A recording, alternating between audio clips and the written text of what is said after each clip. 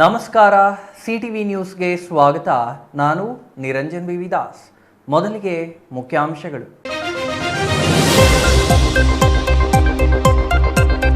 ಚಿಕ್ಕಬಳ್ಳಾಪುರ ತಾಯಿ ಮಕ್ಕಳ ಆಸ್ಪತ್ರೆಯಲ್ಲಿ ಬಾಣಂತಿ ಸಾವು. ಹೆರಿಗೆಯಾದ 9 ದಿನಗಳ ಬಳಿಕ ಅನಾರೋಗ್ಯಕ್ಕೆ ಗುರಿಯಾದ ಬಾಣಂತಿ ಅನುಶ್ರೀ.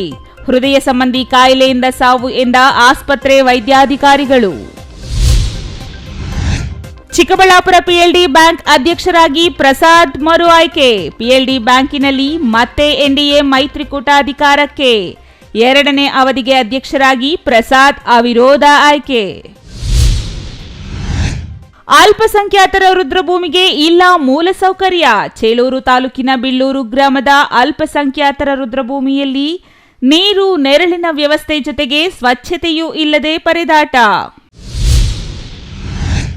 ಮುಂದುವರೆದ ಖಾಸಗಿ ಬಸ್ಗಳ ಸಾವಿನ ಸರಣಿ. ಭಾನುವಾರ ತಾಯಿ ಮಗುವನ್ನು ಬಲಿ ಪಡೆದಿದ್ದ ಖಾಸಗಿ ಬಸ್ ಇಂದು ನಿರ್ವಾಹಕನ ಸಾವಿಗೆ ಕಾರಣವಾಗಿದೆ.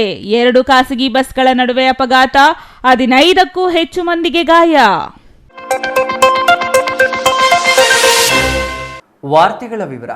ರಾಜ್ಯದಲ್ಲಿ ಇತ್ತೀಚೆಗಷ್ಟೇ ತೀವ್ರ ಆತಂಕ ಮೂಡಿಸಿದ ಬಾಣಂತಿಯರ ಸಾವು ಇನ್ನೂ ಮರೆಯುವ ಮುನ್ನವೇ ಚಿಕ್ಕಬಳ್ಳಾಪುರದಲ್ಲಿ ಬಾಣಂತಿಯೊಬ್ಬರ ಸಾವಾಗಿದೆ. ಹೆರಿಗೆಯಾದ 9 ದಿನಗಳ ನಂತರ ಬಾಣಂತಿ ಮೃತಪಟ್ಟಿದ್ದು ಹೃದಯಾಘಾತದಿಂದ ಸಾವಾಗಿದೆ ಎಂದು ಆಸ್ಪತ್ರೆ ವೈದ್ಯಾಧಿಕಾರಿಗಳು ತಿಳಿಸಿದ್ದಾರೆ. ಮಗು ಆರೋಗ್ಯವಾಗಿದ್ದು ಪ್ರಸ್ತುತ ತಬ್ಬಲಿಯಾಗಿದೆ.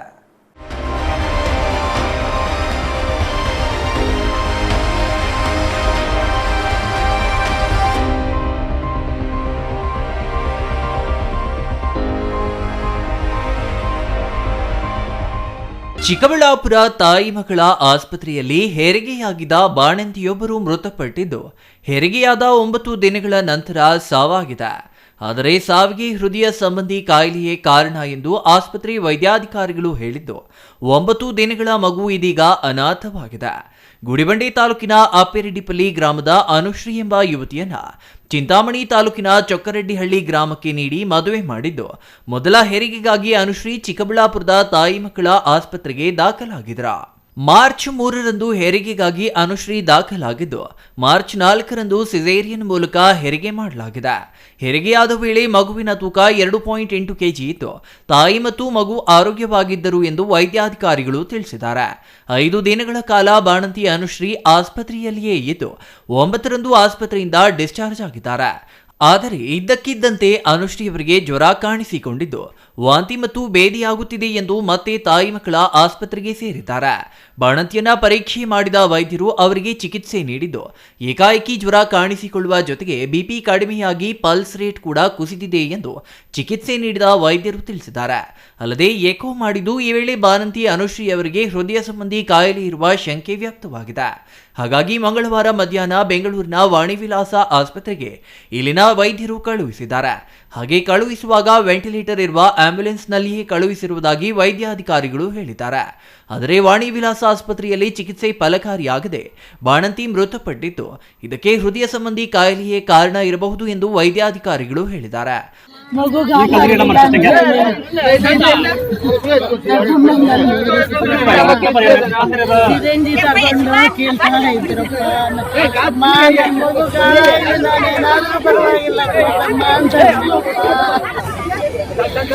ಚೆನ್ನಾಗೇ ಇದ್ಲಪ್ಪ. 3 ದಿನದಲ್ಲಿ ಬಂತು. ಕರ್ಕೊಂಡೋದೆ ಬೆಳಗ್ಗೆ 7 ಗಂಟೆಗೆ. ಬಾಟ್ಲ ಇಂಜೆಕ್ಷನ್ ಸ್ವಲ್ಪ ಆದ್ರೂ ಕಡಿಮೆ ಆಗಲಿಲ್ಲ.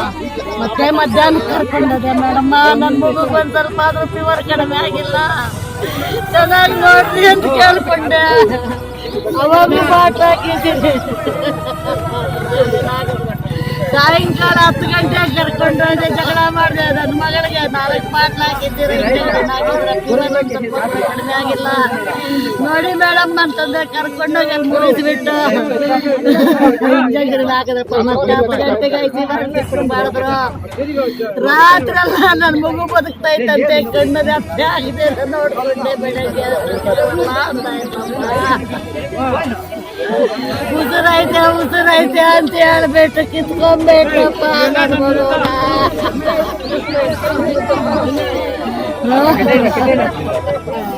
ನನ್ ಬಂಗಾರ ಮಗು ಅಪ್ಪ ನಾನು ಯಾರು ಕಸ ಬದುಕಿ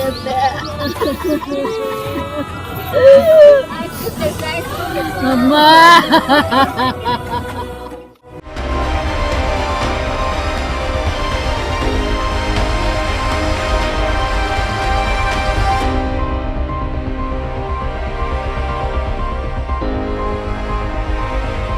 ಈ ಕುರಿತು ಮಾತನಾಡಿದ ಜಿಲ್ಲಾ ಸರ್ಜನ್ ಮಂಜುಳಾದೇವಿ, ಹೆರಿಗೆ ಸಮಯದಲ್ಲಿ ಹೃದಯದ ಮೇಲೆ ಒತ್ತಡ ಬೀಳುವ ಸಾಧ್ಯತೆಗಳಿದೆ. ಅದಕ್ಕೆ ಮೊದಲು ಹೃದಯ ಸಂಬಂಧಿ ಕಾಯಿಲೆ ಇರಬಹುದಾ? ಸಾವು ಆಗಿರುವುದು ನಮಗೂ ನೋವು ತಂದಿದೆ. ಅನುಶ್ರೀ ಅವರು ಗುಡಿಬಂಡೆ ತಾಲೂಕಿನ ಅಪ್ಪಿರೆಡ್ಡಿಹಳ್ಳಿಯಿಂದ ಬಂದು ತಾಯಿ ಮಕ್ಕಳ ಆಸ್ಪತ್ರೆಯಲ್ಲಿ ಮಾರ್ಚ್ 3ರ ಸಂಜೆ 4 ಗಂಟೆಗೆ ಸೇರಿದ್ದಾರೆ. 40 ವಾರಗಳು ಪೂರ್ಣವಾಗಿ ಹೆರಿಗೆ ನೋವು ಎಂದು ಬಂದು ಸೇರಿದ್ದಾರೆ. ಸ್ಕ್ಯಾನಿಂಗ್ ಮಾಡಿದಾಗ ಹೊಟ್ಟೆಯಲ್ಲಿ ನೀರು ಕಡಿಮೆ ಇರುವುದು ಬೆಳಕಿಗೆ ಬಂದಿದೆ. ದಿನ ತುಂಬಿದೆ, ನೀರು ಕಡಿಮೆ ಇದೆ ಎಂದು ಹೆರಿಗೆಗೆ ಪ್ರಯತ್ನ ಮಾಡಿದ್ದಾರೆ. ಆದರೆ ಒಂದು ದಿನ ಪೂರ್ತಿ ನಾರ್ಮಲ್ ಹೆರಿಗೆ ಮಾಡಲು ಪ್ರಯತ್ನ ಮಾಡಿದ್ರು. ಆಗದ ಕಾರಣ ಮಾರನೇ ದಿನ ಬೆಳಗ್ಗೆ ಅಂದರೆ ಮಾರ್ಚ್ 4ರಂದು 9:45ಕ್ಕೆ ಸಿಸೇರಿಯನ್ ಮಾಡಿದ್ದಾರೆ ಎಂದು ತಿಳಿಸಿದ್ದಾರೆ. ಅನುಶ್ರೀ ವೈಫ್ ಆಫ್ ಶ್ರೀನಾಥ್, 25 ವರ್ಷ, ಅಪ್ಪಿರೆಡ್ಡಿಹಳ್ಳಿ ಗುಡಿಬಂಡೆ ತಾಲೂಕಿಂದ ಬಂದು ನಮ್ಮ ಆಸ್ಪತ್ರೆಯಲ್ಲಿ, ಜಿಲ್ಲಾಸ್ಪತ್ರೆಯಲ್ಲಿ 3/3/25 ಸಾಯಂಕಾಲ 4 ಗಂಟೆಗೆ ಅಡ್ಮಿಷನ್ ಆಗಿದ್ದಾರೆ. ವಿತ್ ಇದು ಟರ್ಮ್ ಪ್ರೆಗ್ನೆನ್ಸಿ, ಅಂದರೆ 40 ವಾರ ಕಂಪ್ಲೀಟಾಗಿ 1 ದಿನ ಆಗಿ ವಿತ್ ಪೇಯ್ನ್ ಅಂತ ಬಂದಿದ್ದಾರೆ. ಆಮೇಲೆ ಇಲ್ಲಿ ಎಲ್ಲ ಪರೀಕ್ಷೆ ಮಾಡಿ ನಮ್ಮ ಗೈನಕಾಲಜಿಸ್ಟ್ ನೋಡಿದ್ದಾರೆ. ಎಲ್ಲ ಪರೀಕ್ಷೆಗಳು ಮಾಡಿ ಸ್ಕ್ಯಾನಿಂಗ್ ಮಾಡಿದಾಗ ಒಂದು ಸ್ವಲ್ಪ ನೀರು ಕಡಿಮೆ ಇದೆ ಅಂತ ಬಂದಿದೆ ಹೊಟ್ಟೆ ಒಳಗಡೆ. ಮಗು ಇದರಲ್ಲಿ ಆಲಿಗೋಹೈಡ್ರಾಮಿಯಾಸ್ ಅಂತ ಹೇಳ್ತೀವಿ, 6 ಸೆಂಟಿಮೀಟರ್ ಬಂದಿದೆ. ಸೊ ಅದಕ್ಕೆ ಎನಿವೆ ಡೇಟು ತುಂಬಿದೆ, ನೀರು ಕಡಿಮೆ ಇದೆ ಅಂತ ಅವರು ಇದು ಲೇಬರು ಸ್ಟಾರ್ಟ್ ಮಾಡಿದ್ದಾರೆ. ಇಂಜೆಕ್ಷನ್ ಕೊಟ್ಟು, ನಮ್ಮದೇ ಕೆಲವು ಮೆಥಡ್ಸ್ ಇರುತ್ತೆ, ಆ ಥರ ಇಂಡ್ಯೂಸ್ ಮಾಡಿದ್ದೀವಿ. ಇಂಡಕ್ಷನ್ ಆಫ್ ಲೇಬರ್ ಅಂತ ಹೇಳ್ತೀವಿ, ಇಂಡ್ಯೂಸ್ ಮಾಡಿದ್ದೀವಿ. 2 ಸರಿ ಟ್ರಯಲ್ ಕೊಟ್ಟಿದ್ದಾರೆ, ಆದರೂ ಅದು ಪ್ರೋಗ್ರೆಸ್ ಆಗಿಲ್ಲ. ಅದಕ್ಕೆ ನೆಕ್ಸ್ಟ್ ಡೇ 4ನೇ ತಾರೀಕು 9:45 9:45 ಸಿಸೇರಿಯನಿಗೆ ತೊಗೊಂಡಿದ್ದಾರೆ. ಸಿಸೇರಿಯನ್ ಎಲ್ಲ ಆಗಿದೆ. ಇಟ್ ವಾಸ್ ಎಲ್ಲ ಚೆನ್ನಾಗಾಗಿದೆ. ಬೇಬಿನೂ ಇದೆ, ಎಕ್ಸ್ಟ್ರಾಕ್ಟ್ ಇದೆ, ಮೇಲ್ ಬೇಬಿ, ವೆಯ್ಟ್ ಅಬೌಟ್ 2.8 kgs, ಎಲ್ಲ ಚೆನ್ನಾಗಿದ್ದಿದೆ. ಸೊ ತಾಯಿನ ಆಮೇಲೆ ಇದು ಆಪ್ರೇಷನ್ ಎಲ್ಲ ಮಾಡಿ, ಈವನ್ ಆಪ್ರೇಷನ್ ಕ್ಲೀನಾಗಿ ಮಾಡಿ ಎಲ್ಲ ಮಾಡಿ ಪೋಸ್ಟ್ ಆಪರೇಟಿವ್ ವಾರ್ಡಿಗೂ ಶಿಫ್ಟ್ ಮಾಡಿದ್ದಾರೆ. ಆಮೇಲೆ ಸಾಯಂಕಾಲ ಅವರು ಮಗುಗೆ ಫೀಡ್ ಮಾಡಿಲ್ಲ, ಮಗುಗೆ ಇದು ತಾಯಿ ಹಾಲನ್ನೇ ಕೊಟ್ವಿ ಅಂತ ಹೇಳ್ತಾರೆ, ಒಳ್ಳೆಯಲ್ಲಿ ಕುಡಿಸಿದ್ದಾರೆ. ಸೊ ಅದಕ್ಕೆ ಮಗುಗೆ ಮಿಲ್ಕ್ ಆಸ್ಪಿರೇಷನ್ ಅಂತ ಆಗಿದೆ. So baby shifted to SNCU for milk aspiration. ಅದನ್ನು ನಮ್ಮ ಪೀಡಿಯಾಟ್ರಿಷಿಯನ್ ಭಾಗದಲ್ಲಿ ಅಡ್ಮಿಟ್ ಮಾಡಿಕೊಂಡು ಅದನ್ನು ಪೀಡಿಯಾಟ್ರಿಷಿಯನ್ ನೋಡಿ ಅದನ್ನು ಟ್ರೀಟ್ ಮಾಡಿದ್ದಾರೆ. ಬಟ್ ಇದು ಪೋಸ್ಟ್ ಆಪರೇಟಿವ್ 5 ದಿನ ಎಲ್ಲ ಚೆನ್ನಾಗೇ ಇದ್ದಾರೆ, ಗಾಯನೂ ಚೆನ್ನಾಗಿ ವಾಸಿಯಾಗಿದೆ, ಏನು ವೂಂಡ್ ಗ್ಯಾಪಿಂಗ್ ಇಲ್ಲ, ಏನೂ ಇಲ್ಲ. ಹಂಗಾಗಿ 5ನೇ ದಿನ ಅವರೇ ಡಿಸ್ಚಾರ್ಜ್ ಕೇಳಿದ್ದಾರೆ. ಆಯಿತು, ಮಗು ಕಡೆ ಹೋಗ್ಬೋದು ಅಂತ. ಮಗು ನಮ್ಮಲ್ಲೇ SNCU ಇದ್ದಿದ್ದರಿಂದ ಆ ಕಡೆ ವಾರ್ಡಿಗೆ ಶಿಫ್ಟ್ ಮಾಡಿದ್ದಾರೆ, ಬ್ರೆಸ್ಟ್ ಫೀಡಿಂಗಿಗೋಸ್ಕರ. ತಾಯಿಗೆ ಬ್ರೆಸ್ಟ್ ಫೀಡಿಂಗ್ ಕೊಡಬೇಕಲ್ಲ, ಅದಕ್ಕೆ ಆ ಕಡೆ ಶಿಫ್ಟ್ ಮಾಡಿದ್ದೀವಿ. ಆಮೇಲೆ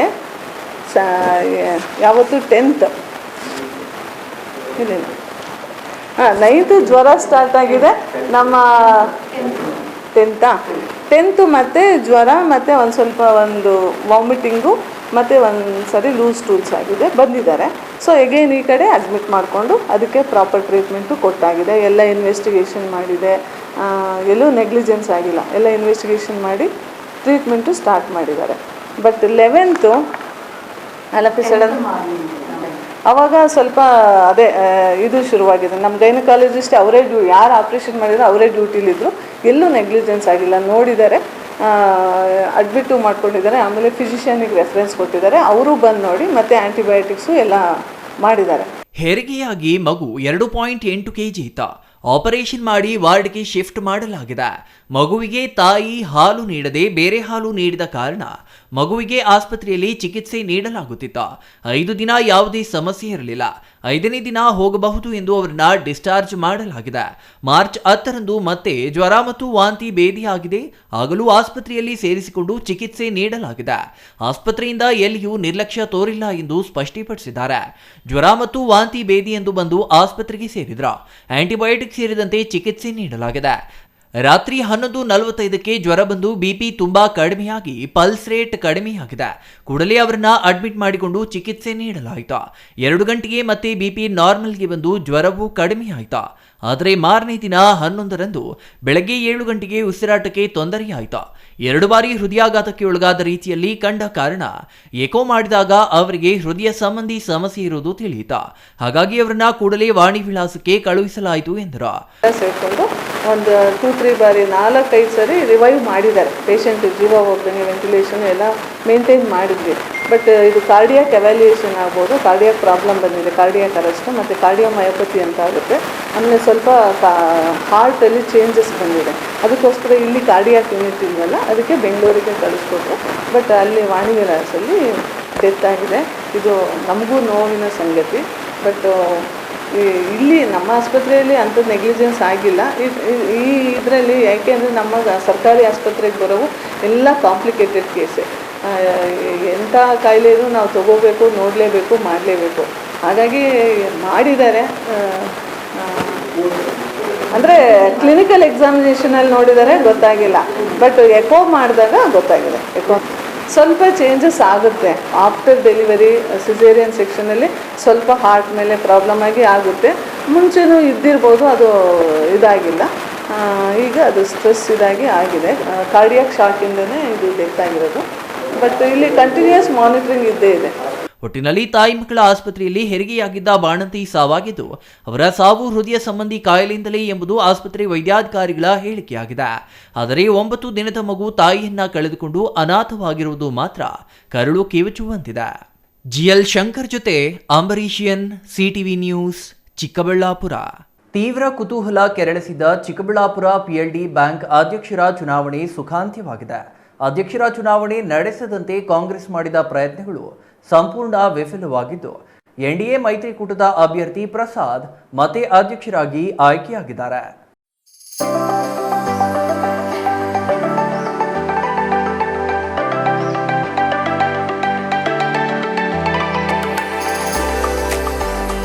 ಚಿಕ್ಕಬಳ್ಳಾಪುರ ಪಿಎಲ್ಡಿ ಬ್ಯಾಂಕ್ ಅಧ್ಯಕ್ಷರಾಗಿ ಪ್ರಸಾದ್ ಮರು ಆಯ್ಕೆಯಾಗಿದ್ದಾರೆ. ತೀವ್ರ ಕುತೂಹಲಕ್ಕೆ ಕಾರಣವಾಗಿದ್ದ ಪಿಎಲ್ಡಿ ಬ್ಯಾಂಕ್ ಅಧ್ಯಕ್ಷರ ಆಯ್ಕೆಯಲ್ಲಿಯೂ ಸಂಸದ ಸುಧಾಕರ್ ಅವರು ಮೇಲುಗೈ ಸಾಧಿಸಿದ್ದು, ಇಂದು ನಡೆದ ಅಧ್ಯಕ್ಷೀಯ ಚುನಾವಣೆಯಲ್ಲಿ ಪ್ರಸಾದ್ ಅಧ್ಯಕ್ಷರಾಗಿ, ರಾಮಣ್ಣ ಉಪಾಧ್ಯಕ್ಷರಾಗಿ ಅವಿರೋಧವಾಗಿ ಆಯ್ಕೆಯಾಗಿದ್ದಾರೆ. ಇದರಿಂದ ಪ್ರಸಾದ್ 2ನೇ ಅವಧಿಗೆ ಅಧ್ಯಕ್ಷರಾಗಿ ಮುಂದುವರೆದಿದ್ದಾರೆ. ಚಿಕ್ಕಬಳ್ಳಾಪುರ ಪಿಎಲ್ಡಿ ಬ್ಯಾಂಕ್ ತೀವ್ರ ಪ್ರತಿಷ್ಠೆಯ ಕಣವಾಗಿತ್ತು. ಹಾಗಾಗಿಯೇ ಆರಂಭದಲ್ಲಿಯೇ ಎನ್ಡಿಎ ಮೈತ್ರಿಕೂಟ ತೀವ್ರ ಕಸರತ್ತು ನಡೆಸಿ 5 ಮಂದಿಯನ್ನ ಅವಿರೋಧ ಆಯ್ಕೆ ಮಾಡಿಸುವಲ್ಲಿ ಯಶಸ್ವಿಯಾಗಿತ್ತು. ನಂತರ 6 ಮಂದಿ ನಿರ್ದೇಶಕರ ಸ್ಥಾನಗಳಿಗೆ ನಡೆದ ಚುನಾವಣೆಯಲ್ಲಿ 6 ಸ್ಥಾನಗಳನ್ನು ಎನ್ಡಿಎ ಅಭ್ಯರ್ಥಿಗಳೇ ಜಯಗಳಿಸಿದ್ರ. ಆದರೆ ನಂದಿ ಕ್ಷೇತ್ರಕ್ಕೆ ಸಂಬಂಧಿಸಿ ನ್ಯಾಯಾಲಯದ ಮೆಟ್ಟಿಲೇರಿದ ಕಾರಣ ನಂದಿ ಕ್ಷೇತ್ರದ ಮತ ಎಣಿಕೆಯನ್ನ ಮಾತ್ರ ತಡೆ ಹಿಡಿಯಲಾಗಿತ್ತು. ಆದರೆ ನಂತರ ನ್ಯಾಯಾಲಯದ ಆದೇಶದ ಮೇರೆಗೆ ನಂದಿ ಕ್ಷೇತ್ರದ ಮತ ಎಣಿಕೆ ನಡೆದು ಅದರಲ್ಲೂ ಎನ್ಡಿಎ ಅಭ್ಯರ್ಥಿಯೇ ಗೆಲುವು ಸಾಧಿಸಿದ್ರ. ಇದರಿಂದ ಬ್ಯಾಂಕ್ ಆಡಳಿತ ಮಂಡಳಿ ಮತ್ತು ವ್ಯವಸ್ಥಾಪಕರು ಸೇರಿ ಅಕ್ರಮ ಎಸಗಿದ್ದಾರೆ ಎಂದು ಆರೋಪಿಸಿ ಕಾಂಗ್ರೆಸ್ ಡಿಆರ್ ಅವರಿಗೆ ದೂರು ನೀಡಿತು. ನಂದಿ ಕ್ಷೇತ್ರದ ಆಯ್ಕೆಗೆ ತಡೆ ನೀಡುವಂತೆ ಮತ್ತು ಅಧ್ಯಕ್ಷ ಚುನಾವಣೆಗೆ ತಡೆ ನೀಡುವಂತೆ ಕಾಂಗ್ರೆಸ್ ಕೋರಿದ್ದು, ಇದಕ್ಕೆ ಡಿಆರ್ ನಿರಾಕರಿಸಿದ ಕಾರಣ ಇಂದು ಚುನಾವಣೆ ನಡೆಯಿತು. ಒಟ್ಟು 12 ನಿರ್ದೇಶಕರನ್ನ ಹೊಂದಿರುವ ಚಿಕ್ಕಬಳ್ಳಾಪುರ ಪಿಎಲ್ಡಿ ಬ್ಯಾಂಕಿನಲ್ಲಿ 11 ಮಂದಿ ನಿರ್ದೇಶಕರು ಎನ್ಡಿಎ ಅಭ್ಯರ್ಥಿಗಳೇ ಜಯಗಳಿಸಿದ್ದು, ಇದರಿಂದ ಅವಿರೋಧ ಆಯ್ಕೆ ನಡೆಯಿತು. ಅಧ್ಯಕ್ಷರಾಗಿ ಪ್ರಸಾದ್ ಮರು ಆಯ್ಕೆಯಾದರೆ ಉಪಾಧ್ಯಕ್ಷರಾಗಿ ರಾಮಣ್ಣ ಆಯ್ಕೆಯಾದ್ರ. ಈ ವೇಳೆ ಮಾತನಾಡಿದ ಜಿಲ್ಲಾ ಪಂಚಾಯಿತಿ ಮಾಜಿ ಸದಸ್ಯ ಪಿಎನ್ ಕೇಶವರೆಡ್ಡಿ, ಅನುಭವಸ್ಥ ನಿರ್ದೇಶಕರನ್ನ ಆಯ್ಕೆ ಮಾಡಲಾಗಿದೆ. ಎನ್ಡಿಎ ಮೈತ್ರಿಕೂಟ ಎಂದರೆ ಒಗ್ಗಟ್ಟಿನಿಂದ ಇರಬೇಕು. ನಮ್ಮ ಒಬ್ಬ ಅಭ್ಯರ್ಥಿಯನ್ನ ಕಾಂಗ್ರೆಸ್ನವರು ಹೈಜಾಕ್ ಮಾಡಿದ್ದಾರೆ. ಇಲ್ಲವಾದರೆ ಎಲ್ಲ 12 ಸ್ಥಾನಗಳಲ್ಲಿಯೂ ಎನ್ಡಿಎ ಅಭ್ಯರ್ಥಿಗಳೇ ಜಯಗಳಿಸುತ್ತಿದ್ದರು ಎಂದರು. ನೂತನ ಅಧ್ಯಕ್ಷ ಪ್ರಸಾದ್ ಮಾತನಾಡಿ, ಸಂಸದ ಡಾಕ್ಟರ್ ಕೆ ಸುಧಾಕರ್ ಅವರ ಪ್ರಯತ್ನದಿಂದಲೇ ಪಿಎಲ್ಡಿ ಬ್ಯಾಂಕ್ ಮತ್ತೆ ವಶಕ್ಕೆ ಪಡೆಯಲಾಗಿದೆ. ಕಾಂಗ್ರೆಸ್ನವರ ಪ್ರಯತ್ನಗಳು ಫಲ ನೀಡಲಿಲ್ಲ. ಸತ್ಯ ಗೆಲ್ಲುವುದು ಎಂಬುದಕ್ಕೆ ಇದು ನಿದರ್ಶನ. 2ನೇ ಅವಧಿಗೆ ಅಧ್ಯಕ್ಷನಾಗಿ ಆಯ್ಕೆಯಾಗಿರುವುದು ಖುಷಿ ತಂದಿದೆ. ಎಲ್ಲಾ ನಿರ್ದೇಶಕರ ಸಹಕಾರದಿಂದ ಆಯ್ಕೆಯಾಗಿದ್ದೇನೆ. ಎನ್ಡಿಎ ಮೈತ್ರಿಕೂಟದ ಸಹಕಾರದಿಂದ ಗೆಲುವು ಸಾಧ್ಯವಾಗಿದೆ. ರೈತರಿಗಾಗಿ ಬ್ಯಾಂಕ್ ಇದೆ. ರೈತರಿಗೆ ಯಾವುದೇ ಸಮಸ್ಯೆ ಬಂದರೂ ನೆರವಿಗೆ ಸದಾ ಸಿದ್ಧ. ಸಾಲ ಪಡೆದವರು ಸಕಾಲಕ್ಕೆ ಮರುಪಾವತಿ ಮಾಡಿ ಬ್ಯಾಂಕಿನ ಅಭಿವೃದ್ಧಿಗೆ ಸಹಕರಿಸಲು ಮನವಿ ಮಾಡಿದ್ರ. ಕ್ಷೇತ್ರದ ಧೀಮಂತ ನಾಯಕರು, ಅಭಿವೃದ್ಧಿ ಅಧಿಕಾರರು ಆದಂಥ ನಮ್ಮ ಸಂಸತ್ ಸದಸ್ಯರಾದಂಥ ಡಾಕ್ಟರ್ ಕೆ ಸುಧಾಕರ್ ಅವರಿಗೆ ಅಭಿನಂದನೆಗಳನ್ನು ಸಲ್ಲಿಸುತ್ತಿದ್ದೇನೆ. ಅದೇ ರೀತಿಯಾಗಿ ಎಲ್ಲ ನಮ್ಮ ನಿರ್ದೇಶಕರುಗಳು ಇವತ್ತಿನ ದಿವಸ ಸಹಕಾರ ಕೊಟ್ಟಿದ್ದಾರೆ. ಅವರಿಗೆಲ್ಲನೂ ಹೃದಯಪೂರ್ವಕವಾಗಿ ನಾನು ಅಭಿನಂದನೆಗಳನ್ನು ಸಲ್ಲಿಸ್ತೇನೆ. ಅದೇ ರೀತಿಯಾಗಿ ನಮ್ಮ ಹಿರಿಯರಾದ ಮಾಜಿ ಜಿಲ್ಲಾ ಪಂಚಾಯಿತಿ ಅಧ್ಯಕ್ಷರು ಹಾಗೂ ಹಿರಿಯ ಧುರೀಣರಾದಂಥ PN ಕೇಶವರೆಡ್ಡಿ ಅಣ್ಣನವರಿಗೆ ನನ್ನ ಹೃದಯಪೂರ್ವಕ ಧನ್ಯವಾದಗಳನ್ನು ತಿಳಿಸ್ತೇನೆ. ಅದೇ ರೀತಿಯಾಗಿ KV ನಾಗರಾಜಣ್ಣವರು ಅವ್ರಿಗೂ ಸಹ ನಾನು ಹೃದಯಪೂರ್ವಕ ಧನ್ಯವಾದಗಳನ್ನು ತಿಳಿಸುತ್ತೇನೆ. ಅದೇ ರೀತಿಯಾಗಿ ಕೃಷ್ಣಮೂರ್ತಿಯವರು ಅವ್ರಿಗೂ ಸಹ ನನ್ನ ಧನ್ಯವಾದ. ಇನ್ನೂ ಅನೇಕ ಮುಖಂಡರಿದ್ದಾರೆ. ನಮ್ಮ ರಾಮಣ್ಣ ಇರ್ಬೋದು, ರಾಮಣ್ಣ ಅವರು, ಮೂರ್ತಿಯವರು, ಮಂಜು ಅವರು, ಇನ್ನೂ ಅನೇಕ ಮುಖಂಡರಿದ್ದಾರೆ. ಅವ್ರಿಗೆಲ್ಲರಿಗೂ ನಾನು ಸಹ ಆಭಾರಿಯಾಗಿದ್ದೇನೆ. ಈ ದಿನ ನನಗೆ 2ನೇ ಅವಧಿಗೆ ನನಗೆ ಚುನಾವಣೆ ಮಾಡಿಕೊಟ್ಟಿದ್ದಾರೆ. ನಾನು ಮುಂದೆ ಅದನ್ನು ಮುಂದುವರಿಸ್ಕೊಂಡು ಹೋಗಲು ಬಯಸುತ್ತೇನೆ. ಈ ಬ್ಯಾಂಕಿಗೆ ಸಂಬಂಧಪಟ್ಟಂತೆ ಎಲ್ಲ ಅಭಿವೃದ್ಧಿ ಕಾರ್ಯಗಳನ್ನು ಹೀಗೆ ಮುಂದುವರಿಸ್ಕೊಂಡು ಹೋಗೋಕ್ಕೆ ಅನುಕೂಲ ಮಾಡಿಕೊಟ್ಟಿದ್ದಾರೆ. ಅವರಿಗೆ ತುಂಬ ಧನ್ಯವಾದಗಳನ್ನು ತಿಳಿಸ್ತೀನಿ. ಮತ್ತು ನಾನು ಹಿಂದೆ ಬೋನಸ್ ಕೊಟ್ಟಿದ್ವಿ 24-25 ಸಾಲಿಗೆ. ನಾವು ರೈತರಿಗಾಗಿ ಇರುವ ಬ್ಯಾಂಕು. ರೈತರಿಗೆ ವಿಷಯದಲ್ಲಿ ನಮಗೆ 80 ಲಕ್ಷ ರೂಪಾಯಿ ಆದಾಯ ಬಂದಿತ್ತು. ಅದರಲ್ಲಿ ರೈತರಿಗೆ ನಾವು ಬೋನಸನ್ನು ಕೊಟ್ಟಿದ್ದೀವಿ. ಅದೇ ರೀತಿಯಾಗಿ ಮುಂದಿನ ಸಾಲುಗಳಲ್ಲೂ ಸಹ ನಾವು ಲಾಭಾಂಶವನ್ನು ಪಡೆದು ರೈತರಿಗೆ ಸಹಕಾರ ಆಗುವ ರೀತಿಯಲ್ಲಿ ನಾನು ನಡ್ಕೊಳ್ತೀನಿ ಅಂತ ಹೇಳ್ಬಿಟ್ಟು ಈ ಮೂಲಕ ತಮ್ಮ ವಿನಂತಿ ಮಾಡ್ತೀನಿ. ಮತ್ತು ಇನ್ನೂ ಕಾಮಗಾರಿ ಕೆಲಸ ಉಳಿದಿದೆ. ಹಿಂದೆ ಸ್ವಲ್ಪ ಜಾಗ ಉಳಿದಿದೆ. ಅದನ್ನು ಸರ್ಕಾರ ಪ್ರಯತ್ನದಲ್ಲಿ ಪ್ರಯತ್ನ ಮಾಡಿ ಅದನ್ನೇನಾದರೂ ತಗೊಂಡು ಕಮರ್ಷಿಯಲ್ ಕಾಂಪ್ಲೆಕ್ಸ್ ಮಾಡಿ ಈ ಬ್ಯಾಂಕಿಗೆ ಅಭಿವೃದ್ಧಿ ಪಡಿಸೋದಕ್ಕೆ ಮತ್ತು ರೈತರಿಗೆ ಲೋನ್ಸ್ ಕೊಡೋದಕ್ಕೆ ಸಹಕಾರ ಆಗಲಿ ಅಂತ ಹೇಳ್ಬಿಟ್ಟು ನಾನು ಅದನ್ನು ಪ್ರಯತ್ನಪಟ್ಟು ಅದನ್ನು ಸಹಕಾರ ಕೊಡ್ತೀನಿ. ಇನ್ನು KV ನಾಗರಾಜ್ ಮಾತನಾಡಿ, ಪ್ರಸಾದ್ ಅಧ್ಯಕ್ಷರಾಗಿ, ರಾಮಪ್ಪ ಉಪಾಧ್ಯಕ್ಷರಾಗಿ ಆಯ್ಕೆಯಾಗಿದ್ದಾರೆ. PLD ಬ್ಯಾಂಕಿನಲ್ಲಿ ತೀವ್ರ ಗೊಂದಲ ಸೃಷ್ಟಿಯಾಗಿತ್ತು. ಮೀಸಲಾತಿ ಬಗ್ಗೆ ಸಾಮಾನ್ಯ ಸಭೆಯಲ್ಲಿ ತೀರ್ಮಾನಿಸಲಾಗಿತ್ತು. ಆದರೆ DR ಅದನ್ನು ಅನುಷ್ಠಾನ ಮಾಡದೆ ಕಾಂಗ್ರೆಸ್ನವರ ಒತ್ತಡಕ್ಕೆ ಮಣಿದು ಹಾಗೆಯೇ ಇಟ್ಟಿದ್ರ. ಮತ್ತೆ ಕಾಂಗ್ರೆಸ್ನವರು ಕೆಲ ಬದಲಾವಣೆ ಮಾಡಿ ಮತ್ತೆ ಅದನ್ನ ಒಪ್ಪಿಗೆ ತರಲಾಯಿತು. ನಂತರ ನ್ಯಾಯಾಲಯದ ಮೂಲಕ ಅವಕಾಶ ಪಡೆಯಲಾಯಿತು ಎಂದರು. ಪರಿಶೀಲನೆ ನಡೆಸಿದ ನ್ಯಾಯಾಧೀಶರು ಹಳೆಯ ಮೀಸಲಾತಿಯಂತೆ ಚುನಾವಣೆ ನಡೆಸಲು ಆದೇಶ ನೀಡಿದ್ರು. ಚುನಾವಣೆ ಸಮಯದಲ್ಲಿ ತೀವ್ರ ಜಿದ್ದಾಜಿದ್ದಿ ಏರ್ಪಟ್ಟಿತ್ತು. ಚುನಾವಣೆ ನಡೆದ 6 ಕ್ಷೇತ್ರಗಳು ಗೆಲುವು ಸಾಧಿಸಲಾಯಿತು. ನಮ್ಮ ಅಭ್ಯರ್ಥಿಯೊಬ್ಬರನ್ನ ಕಾಂಗ್ರೆಸ್ನವರು ಕರೆದೊಯ್ದರ. ಚುನಾವಣೆ ನಡೆದಿದ್ರೆ ಆ ಕ್ಷೇತ್ರವು ನಾವೇ ಗೆಲ್ಲುತ್ತಿದ್ವ. JCB ಮಂಜು ಅವರು ರಾತ್ರೋರಾತ್ರಿ ಕಾಂಗ್ರೆಸ್ ಸೇರಿದ್ರ. ನಂದಿ ಕ್ಷೇತ್ರದಿಂದ GR ಶ್ರೀನಿವಾಸ್ ಅವರು ಆಯ್ಕೆಯಾಗಿದ್ದಾರೆ. PLD ಬ್ಯಾಂಕ್ ಅಧ್ಯಕ್ಷರ ಆಯ್ಕೆಯನ್ನೇ ತಡೆ ನೀಡುವಂತೆ ಅವರು DR ಬಳಿ ದೂರು ನೀಡಿದ್ರ. ಆದರೆ DR ಅವರ ಮನವಿ ಒಪ್ಪದೆ ಅಧ್ಯಕ್ಷ ಚುನಾವಣೆಗೆ ಅವಕಾಶ ನೀಡಿದ್ದಾರೆ. ರೈತರಿಗೆ ಮುಂದಿನ ದಿನಗಳಲ್ಲಿ ಒಳ್ಳೆಯದಾಗಲಿ ಎಂದು ಹೇಳಿದ್ರ. ಅಂಬರೀಷನ್, CTV ನ್ಯೂಸ್, ಚಿಕ್ಕಬಳ್ಳಾಪುರ.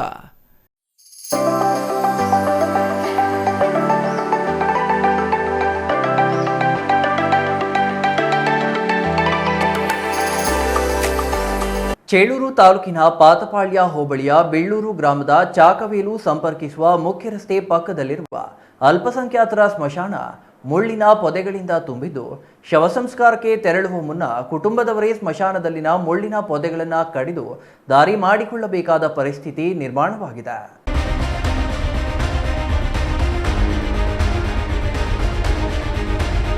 ಚೇಳೂರು ತಾಲೂಕಿನ ಬಿಲ್ಲೂರು ಅಲ್ಪಸಂಖ್ಯಾತರ ಸ್ಮಶಾನಕ್ಕೆ ಮೂಲ ಸೌಕರ್ಯಗಳಿಲ್ಲದೆ ಸೊರಗಿದ್ದು, ಸ್ಮಶಾನ ಅಭಿವೃದ್ಧಿ ಹೊಣೆ ಗ್ರಾಮ ಪಂಚಾಯಿತಿಗೆ ಸೇರಿದೆ. ಆದರೆ ಅವುಗಳ ನಿರ್ವಹಣೆ ಮಾಡಿ ಮೂಲ ಸೌಕರ್ಯಗಳಾದ ನೀರು, ನೆರಳು ನೀಡುವ ಜೊತೆಗೆ ಸ್ಮಶಾನಕ್ಕೆ ಕಾಂಪೌಂಡ್ ನಿರ್ಮಿಸಿ ಕಾಲಕಾಲಕ್ಕೆ ಸ್ವಚ್ಛತೆ ಮಾಡುವಲ್ಲಿ ಸ್ಥಳೀಯ ಗ್ರಾಮ ಪಂಚಾಯಿತಿ PDO ಹಾಗೂ ಸದಸ್ಯರು ನಿರ್ಲಕ್ಷ್ಯ ತೋರುತ್ತಿದ್ದಾರೆ ಎಂಬ ಆರೋಪವಿದೆ. ಬೆಳ್ಳೂರು ಗ್ರಾಮದಲ್ಲಿ ಸುಮಾರು 2,000ಕ್ಕೂ ಹೆಚ್ಚು ಮುಸ್ಲಿಂ ಜನಾಂಗದವರಿದ್ದು, ಚಾಕವೇಲು ಸಂಪರ್ಕಿಸುವ ಮುಖ್ಯ ರಸ್ತೆಯಲ್ಲಿ ಬಿಳ್ಳೂರು ಸರ್ವೆ ನಂಬರ್ 161ರಲ್ಲಿ 4 ಎಕರೆ 22 ಗುಂಟೆ ಜಮೀನಿನಲ್ಲಿ ರಸ್ತೆಯ ಎರಡೂ ಬದಿ ಅಲ್ಪಸಂಖ್ಯಾತರು ಸುಮಾರು ವರ್ಷಗಳಿಂದ ಮೃತಪಟ್ಟವರನ್ನು ಅಂತ್ಯ ಸಂಸ್ಕಾರ ನಡೆಸುತ್ತಿದ್ದಾರೆ. ಆದರೆ ಅದು ಈವರೆಗೂ ಸ್ಮಶಾನ ಜಾಗಕ್ಕೆ ಎಂದು ಮೀಸಲಾಗಿಲ್ಲ ಎಂಬುದು ವಿಶೇಷವಾಗಿದೆ. ಪ್ರಸ್ತುತ ಸರ್ವೆ ನಂಬರ್ 161ರಲ್ಲಿ 4 ಎಕರೆ 22 ಗುಂಟೆ ಜಮೀನು ಸರ್ಕಾರಿ ತೋಪು ಎಂದು ತೋರಿಸುತ್ತಿದೆ. ಇಲ್ಲಿ ಸುಮಾರು 2 ಎಕರೆ ಜಮೀನಿನಲ್ಲಿ ಈಗಾಗಲೇ ಶವಗಳನ್ನು ಹೂಳಲಾಗಿದೆ. ಇಲ್ಲಿ ಬಿಳ್ಳೂರು ಸೇರಿದಂತೆ ಅಕ್ಕಪಕ್ಕದ ಅಲ್ಪಸಂಖ್ಯಾತರು ಶವ ಸಂಸ್ಕಾರ ಇಲ್ಲಿಯೇ ನಡೆಸುತ್ತಿದ್ದು, ಈವರೆಗೆ ಸ್ಮಶಾನಕ್ಕೆ ಮಂಜೂರಾಗಿಲ್ಲ, ಅಭಿವೃದ್ಧಿ ಕಂಡಿಲ್ಲ. ಸ್ಮಶಾನದ ತುಂಬ ಜಾಲಿ ಮುಳ್ಳಿನ ಗಿಡಗಳು ಬೆಳೆದಿದ್ದು, ಈ ಸ್ಮಶಾನಕ್ಕೆ ಬೆಳಕಿನ ವ್ಯವಸ್ಥೆ ಇಲ್ಲ. ಸ್ಮಶಾನಕ್ಕೆ ಹೋಗಲು ದಾರಿಯೂ ಇಲ್ಲ. ಸ್ವಚ್ಛತೆ ಮರೆಯಾಗಿದೆ. ಅಂತ್ಯಕ್ರಿಯೆಗೆ ಬರುವ ವೃದ್ಧರು, ವಿಶೇಷ ಚೇತನರು, ಮಹಿಳೆಯರು ಮುಳ್ಳುಗಂಟಿ ವಿಷಜಂತುಗಳ ಭಯದೊಂದಿಗೆ ಸ್ಮಶಾನಕ್ಕೆ ಹೋಗುವ ಸ್ಥಿತಿ ನಿರ್ಮಾಣವಾಗಿದೆ. ಕೆಲ ಸಮಯದಲ್ಲಿ ಕೃತಕ ಬೆಳಕಿನ ವ್ಯವಸ್ಥೆ ಮಾಡಿಕೊಂಡು ಶವ ಸಂಸ್ಕಾರ ಮಾಡುವಂತಾಗಿದೆ. ಈಗಾಗಲೇ ಸ್ಮಶಾನ ಪ್ರದೇಶದಲ್ಲಿ ಶವ ಸಂಸ್ಕಾರಕ್ಕೆ ಒಂದು ವಿದ್ಯುತ್ ಕಂಬ ಅಳವಡಿಸಲಾಗಿದೆ. ಆದರೆ ಅದು ಬೆಳಕು ಸಾಲುತ್ತಿಲ್ಲ ಹಾಗೂ ನೀರಿಗೆ ತೊಟ್ಟಿಯ ವ್ಯವಸ್ಥೆ ಮಾಡಲಾಗಿದೆ. ಆದರೆ ನೀರಿನ ತೊಟ್ಟಿಗೆ ನೀರು ಬಿಡಲು ಯಾವುದೇ ಪೈಪ್ಲೈನ್ ಅಳವಡಿಸಿಲ್ಲ. ಇದರಿಂದ ನೀರಿನ ಸೌಕರ್ಯ ಹಾಗೂ ಬೆಳಕಿನ ಸೌಕರ್ಯಗಳು ಸಮರ್ಪಕವಾಗಿಲ್ಲ. ಅಂತ್ಯ ಸಂಸ್ಕಾರದ ಜಾಗ ಸ್ವಚ್ಛವಾಗಿರಬೇಕು. ಸ್ಮಶಾನದಲ್ಲಿ ಶವ ಇಡಲು ಕಟ್ಟಿಯಂತಹ ಜಾಗ, ಸಂಬಂಧಿಕರು ಕೂರಲು ನೆರಳಿನ ವ್ಯವಸ್ಥೆ ಮಾಡಲಾಗಿದೆ. ಆದರೆ ಕೈಕಾಲು ತೊಳೆಯಲು ನೀರಿನ ಸೌಲಭ್ಯ ಒದಗಿಸಿ ಸುತ್ತಲೂ ಕಾಂಪೌಂಡ್ ನಿರ್ಮಿಸಿ ಸರ್ಕಾರ ಸ್ಮಶಾನಗಳ ಅಭಿವೃದ್ಧಿಗೆ ಒತ್ತು ನೀಡಬೇಕು ಎಂದು ಸ್ಥಳೀಯರು ಕೋರಿದ್ದಾರೆ. C S Venkatesh, CTV news, Chelur.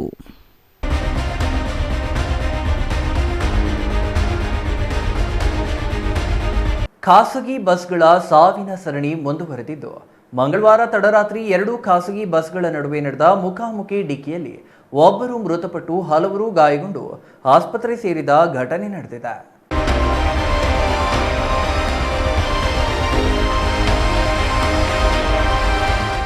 Chikkaballapur ಜಿಲ್ಲೆಯಲ್ಲಿ ಖಾಸಗಿ ಬಸ್ಗಳ ಕಾಟ ಮತ್ತು ಗಣಿ ಟಿಪ್ಪರ್ಗಳ ಕಾಟಕ್ಕೆ ಕೊನೆಯೇ ಇಲ್ಲದಂತಾಗಿದೆ. ನಿರಂತರವಾಗಿ ಜನರ ಜೀವ ಬಲಿ ಪಡೆಯುತ್ತಿದ್ದರೂ ಖಾಸಗಿ ಬಸ್ಗಳ ಆಟಾಟೋಪಕ್ಕೆ ಕಡಿವಾಣ ಹಾಕುವಲ್ಲಿ ಆರ್ಟಿಒ ಇನ್ಸ್ಪೆಕ್ಟರ್ಗಳು ಸಂಪೂರ್ಣ ವಿಫಲರಾಗಿದ್ದಾರೆ.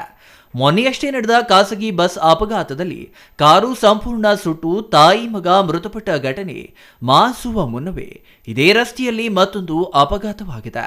ಶ್ರೀನಿವಾಸಪುರ ತಾಲೂಕಿನ ರಾಯಲ್ಪಾಡು ಗ್ರಾಮದ ಬಳಿ ಮಂಗಳವಾರ ತಡರಾತ್ರಿ ಅಪಘಾತ ನಡೆದಿದ್ದು, ಬೆಂಗಳೂರಿನಿಂದ ಮದನಪಲ್ಲಿಗೆ ಹೋಗುತ್ತಿದ್ದ ಖಾಸಗಿ ಬಸ್ಸು ಕಾರನ್ನ ಓವರ್ಟೇಕ್ ಮಾಡಲು ಹೋಗಿ ಎದುರಿಗೆ ಬರುತ್ತಿದ್ದ ಮತ್ತೊಂದು ಖಾಸಗಿ ಬಸ್ಗೆ ಡಿಕ್ಕಿ ಹೊಡೆದಿದೆ.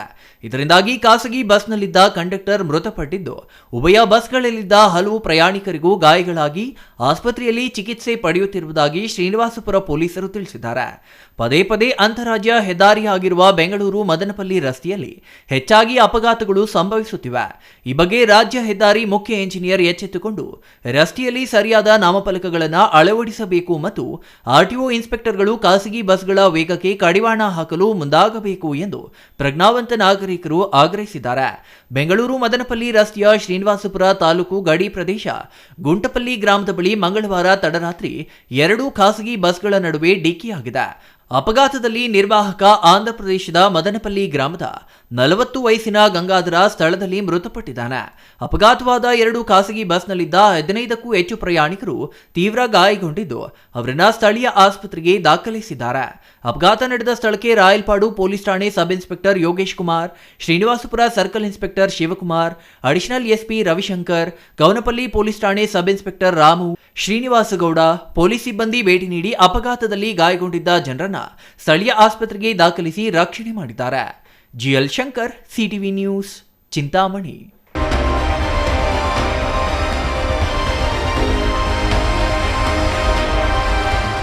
ಅಕ್ರಮವಾಗಿ ಮಣ್ಣು ಸಾಗಾಟ ಮಾಡುತ್ತಿದ್ದವರ ಮೇಲೆ ದಾಳಿ ಮಾಡಿದ ಕಂದಾಯ ಇಲಾಖೆ ಅಧಿಕಾರಿಗಳು ಹಿಟಾಚಿ, ಜೆಸಿಬಿ ಮತ್ತು ಲಾರಿಗಳನ್ನು ವಶಕ್ಕೆ ಪಡೆಯುವಲ್ಲಿ ಯಶಸ್ವಿಯಾಗಿದ್ದಾರೆ.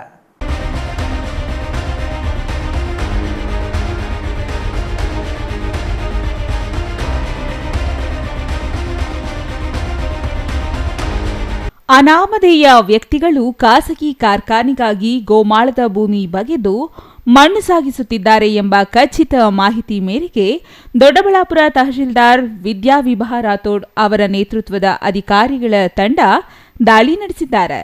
ತಾಲೂಕಿನ ಕಸಬಾ ಹೋಬಳಿ ಲಿಂಗನಹಳ್ಳಿ ಗ್ರಾಮದ ಬಳಿ ಆಶ್ರಯ ಯೋಜನೆಗೆ ನಿಗದಿಗೊಳಿಸಿದ್ದ ಗೋಮಾಳ ಜಮೀನಿನಲ್ಲಿ ಅಕ್ರಮವಾಗಿ ಮಣ್ಣು ಸಾಗಾಣೆ ಮಾಡುತ್ತಿದ್ದ 9 ಲಾರಿ, 2 ಜೆಸಿಬಿ ಹಾಗೂ 1 ಇಟಾಚಿ ವಾಹನವನ್ನ ಮಂಗಳವಾರ ರಾತ್ರಿ 11:30ಕ್ಕೆ ತಹಶೀಲ್ದಾರ್, ಗಣಿ ಮತ್ತು ಭೂವಿಜ್ಞಾನ ಇಲಾಖೆ ಇಇ, ಪೊಲೀಸ್ ಅಧಿಕಾರಿಗಳು ಹಾಗೂ ಗ್ರಾಮಸ್ಥರು ಸೇರಿ ಸೀಸ್ ಮಾಡಿದ್ದಾರೆ. Mahesh, CTV news, Doddaballapura.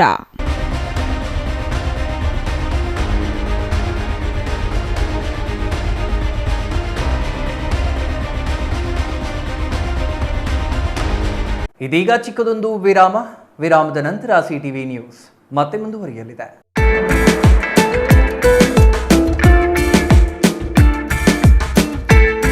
30ರಿಂದ 40 ಜನ ಸೇರ್ಕೊಂಡು ಮನೇಲಿ ಎಂಗೇಜ್ಮೆಂಟ್ ನಾಮಕರಣ ಮಾಡೋಕೆ ಜಾಗ ಇಲ್ಲ, ಫಂಕ್ಷನ್ ಹಾಲ್ ಬುಕ್ ಮಾಡ್ಕೊಂಡು ಮಾಡೋಕೆ ಅಷ್ಟ್ ಜನನೂ ಇಲ್ಲ ಅನ್ನೋ ಕನ್ಫ್ಯೂಷನ್ ಗೆ ಫುಲ್ ಸ್ಟಾಪ್ ಇಡೋ ಟೈಮ್ ಬಂದಾಯ್ತು. ನಿಮ್ ಹ್ಯಾಪಿನೆಸ್ ಶೇರ್ ಮಾಡೋಕೆ ನಮ್ಮ ಚಿಕ್ಕಬಳ್ಳಾಪುರನಲ್ಲಿ ಓಪನ್ ಆಯ್ತು happy glow event. Family friends ನ ಸೇರಿಸಿಕೊಂಡು ಜಸ್ಟ್ ಸ್ಟಾರ್ಟ್ ಫ್ರಮ್ 500 rupees ನಲ್ಲಿ ಕ್ಯೂಟ್ ಆಗಿ customised decorations like fog entry, fire entry, LED latest entry ಜೊತೆಗೆ birthday, bride to be, mom to be, naming ceremony, baby shower ceremony ಎಲ್ಲಾ ತರ event celebrate ಮಾಡ್ಕೊಂಡು premium package ಅಲ್ಲಿ ಸಿಗೋ free cake ನ ಕೂಡ ಎಂಜಾಯ್ ಮಾಡಿ. ನಮ್ಮದೇ ಮಿನಿ ಥಿಯೇಟರ್ ಅಲ್ಲಿ ನಿಮ್ಗೆ ಇಷ್ಟ ಬಂದಿರೋ ಸಾಂಗ್ಸ್ ಅಂಡ್ ಮೂವಿ ಹಾಕೊಂಡು ಫನ್ ಮಾಡಬಹುದು. ಎಂಗೇಜ್ಮೆಂಟ್ ಸೆಲೆಬ್ರೇಷನ್ಸ್ ಆದ್ಮೇಲೆ ಊಟ ಹಾಕ್ಸ್ಲೇಬೇಕು, ಅದಕ್ಕೆ ಅಂತಾನೆ ನಮ್ಮಲ್ಲಿ ಡೈನಿಂಗ್ ಹಾಲ್ ಕೂಡ ಅವೈಲೇಬಲ್ ಇದೆ. ಒಟ್ನಲ್ಲಿ ಸ್ವೀಟ್ ಅಂಡ್ ಕ್ಯೂಟ್ ಆಗಿ ಎಲ್ಲ ಅಚ್ಚುಕಟ್ಟಾಗಿ ಸೆಲೆಬ್ರೇಟ್ ಮಾಡಿ ಮುಗಿಸಬಹುದು.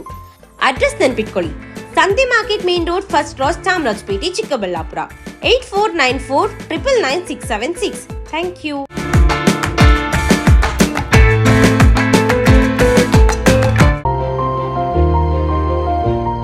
Jain mission hospital, Jain mission ಟ್ರಸ್ಟ್ನ ಲಾಭರಹಿತ ಉಪಕ್ರಮ, ಬಿಬಿ ರಸ್ತೆ, ಚಿಕ್ಕಬಳ್ಳಾಪುರ.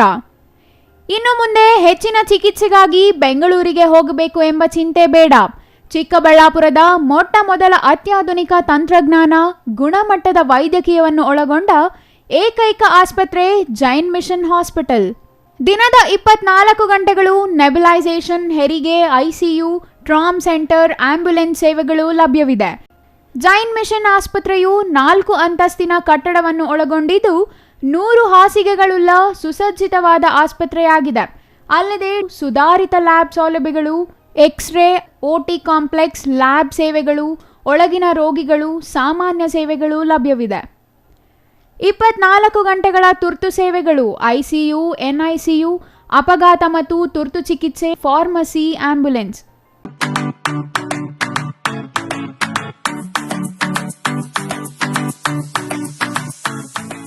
ವಿಷಯ ಗೊತ್ತಾಯ್ತಾ? ಮನೆ ಇಂಟೀರಿಯರ್ಸ್ಗೂ ಸಹ ಇವಾಗ EMI ಪೇ ಮಾಡಬಹುದು. ಮನೆ ಕಚ್ಚಿದ ಮೇಲೆ ಇಂಟೀರಿಯರ್ಗೆ ತುಂಬಾನೇ ತಲೆ ಕೆಡ್ಸ್ಕೊತೀವಿ. ಯುನೀಕ್ ಆಗಿರ್ಬೇಕು, ಡಿಫ್ರೆಂಟ್ ಆಗಿರ್ಬೇಕು, ಮಾಡರ್ನ್ ಆಗಿರ್ಬೇಕು ಅಂತ. ಇದಕ್ಕೆಲ್ಲ ಒಂದು ಸೂಪರ್ ಸೊಲ್ಯೂಷನ್ ಕೊಡಬೇಕು ಅಂದ್ರೆ SMH hardware and innovations Chikkaballapur. ಇಡೀ ಬ್ಯಾಂಗ್ಳೂರಲ್ಲಿ ಕಂಪೇರ್ ಮಾಡಿದ್ರೆ ಇವ್ರು ಕೊಡೋ ರೇಟ್ಸ್ ತುಂಬಾನೇ ಅಫೋರ್ಡಬಲ್. ಇವ್ರದೇ ಆದಂತ ಸ್ವಂತ ಮ್ಯಾನುಫ್ಯಾಕ್ಚರಿಂಗ್ ಯೂನಿಟ್ ಇದೆ. Make in India, 25 years of experience. 80% of their clients ಬ್ಯಾಂಗ್ಳೂರಲ್ಲೇ ಇರೋದು. ನಿಮ್ ಮನೆಗೆ ಬಂದು ವಿಸಿಟ್ ಮಾಡಿ ನಿಮ್ಗೆ ನೀಟ್ ಆಗಿ ಡಿಸೈನ್ ಮತ್ತು ಎಕ್ಸ್ಪ್ಲನೇಷನ್ ಮಾಡಿ ಯಾವ ತರ ಮಾಡಬಹುದು ಅಂತ ಕ್ಲಾರಿಟಿನೂ ಕೊಡ್ತಾರೆ. ಇಂಟೀರಿಯರ್ಸ್ ಗೆ ಬೇಕಿರೋ ಎಲ್ಲ ಐಟಮ್ ಇವ್ರ ಹತ್ರ ಸಿಗುತ್ತೆ. You will get it at the very best price ಅಂತಾನೆ ಹೇಳ್ಬೋದು. ಮನೆ ಹೊಸ್ಲಿಂದ ಹಿಡಿದು ಹಾಲ್, ಬೆಡ್ರೂಮ್, ಕಿಚನ್ ಎಲ್ಲಾನು ಇವ್ರ ಹತ್ರ ನೀಟ್ ಆಗಿ ಡಿಸೈನ್ ಮಾಡ್ಕೋಬಹುದು. ಈ ವಿಡಿಯೋನ ಬೇಗ ನಿಮ್ ಫ್ರೆಂಡ್ಸ್ ಅಂಡ್ ಫ್ಯಾಮಿಲೀಸ್ಗೆ ಶೇರ್ ಮಾಡಿ, ತುಂಬಾನೇ ಯೂಸ್ ಆಗುತ್ತೆ.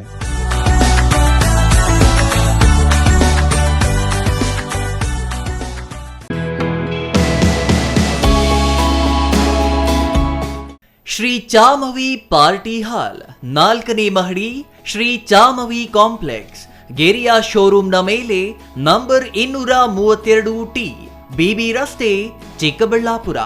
ನಿಮ್ಮ ಎಲ್ಲ ಶುಭ ಕಾರ್ಯಗಳಿಗೆ ಸುಸಜ್ಜಿತ ಪಾರ್ಟಿ ಹಾಲ್ ಚಿಕ್ಕಬಳ್ಳಾಪುರದಲ್ಲಿ ಸಿದ್ಧ. ಹುಟ್ಟುಹಬ್ಬ, ನಾಮಕರಣ, ಕಾರ್ಯಕ್ರಮ ಯಾವುದೇ ಇರಲಿ, ನಿಮ್ಮ ನಿರೀಕ್ಷೆಗೆ ತಕ್ಕ ಪಾರ್ಟಿ ಹಾಲ್. AC ಕೇಂದ್ರೀಕೃತ ಪಾರ್ಟಿ ಹಾಲ್, ಪ್ರೊಜೆಕ್ಟರ್ ಮತ್ತು ಪರದೆಯೊಂದಿಗೆ ಸಿದ್ಧವಾಗಿದೆ. AI ಸ್ಪೀಕರ್ಗಳಿಂದ ಆವೃತ, ಲಿಫ್ಟ್ ಕೂಡ ಲಭ್ಯವಿದೆ. 100 ಕಾರ್ಗಳಿಗೆ ಪಾರ್ಕಿಂಗ್ ವ್ಯವಸ್ಥೆ, ಪವರ್ ಬ್ಯಾಕಪ್, ಜನರೇಟರ್ ಲಭ್ಯ.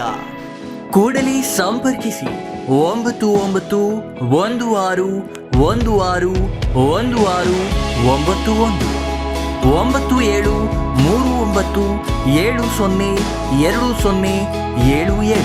ವಿರಾಮದ ನಂತರ CTV ನ್ಯೂಸ್ಗೆ ಮತ್ತೆ ಸ್ವಾಗತ.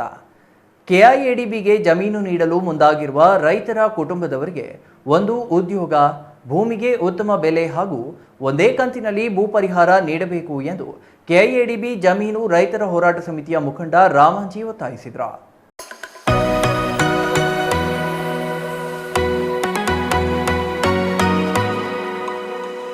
KIADB ಜಮೀನುಗಳ ರೈತರ ಹೋರಾಟ ಸಮಿತಿಯಿಂದ ಶಿಡ್ಲಘಟ್ಟ ತಾಲೂಕು ಕಚೇರಿ ಮುಂಭಾಗ ಹಮ್ಮಿಕೊಂಡಿದ್ದ ಪ್ರತಿಭಟನೆ ನೇತೃತ್ವ ವಹಿಸಿ ಮಾತನಾಡಿದ KIADB ಜಮೀನು ರೈತರ ಹೋರಾಟ ಸಮಿತಿಯ ಮುಖಂಡ ರಾಮಾಂಜಿ, ಶಿಡ್ಲಘಟ್ಟ ತಾಲೂಕಿನ ಜಂಗಮಕೋಟೆ ಹೋಬಳಿಯ 13 ಹಳ್ಳಿಗಳ ವ್ಯಾಪ್ತಿಯ ಸುಮಾರು 2,823 ಎಕರೆ ಜಮೀನು ಕೆಐಎಡಿಬಿ ಸ್ವಾಧೀನಪಡಿಸಿಕೊಳ್ಳಲು ಈಗಾಗಲೇ ಅಧಿಸೂಚನೆ ಹೊರಡಿಸಿದ್ದು, ಸುಮಾರು 1,200 ರೈತರ ಪೈಕಿ 860ಕ್ಕೂ ಹೆಚ್ಚು ಮಂದಿ ರೈತರು ಜಮೀನು ನೀಡಲು ಒಪ್ಪಿಗೆ ಪತ್ರ ಬರೆದುಕೊಟ್ಟಿದ್ದಾರೆ ಎಂದರು.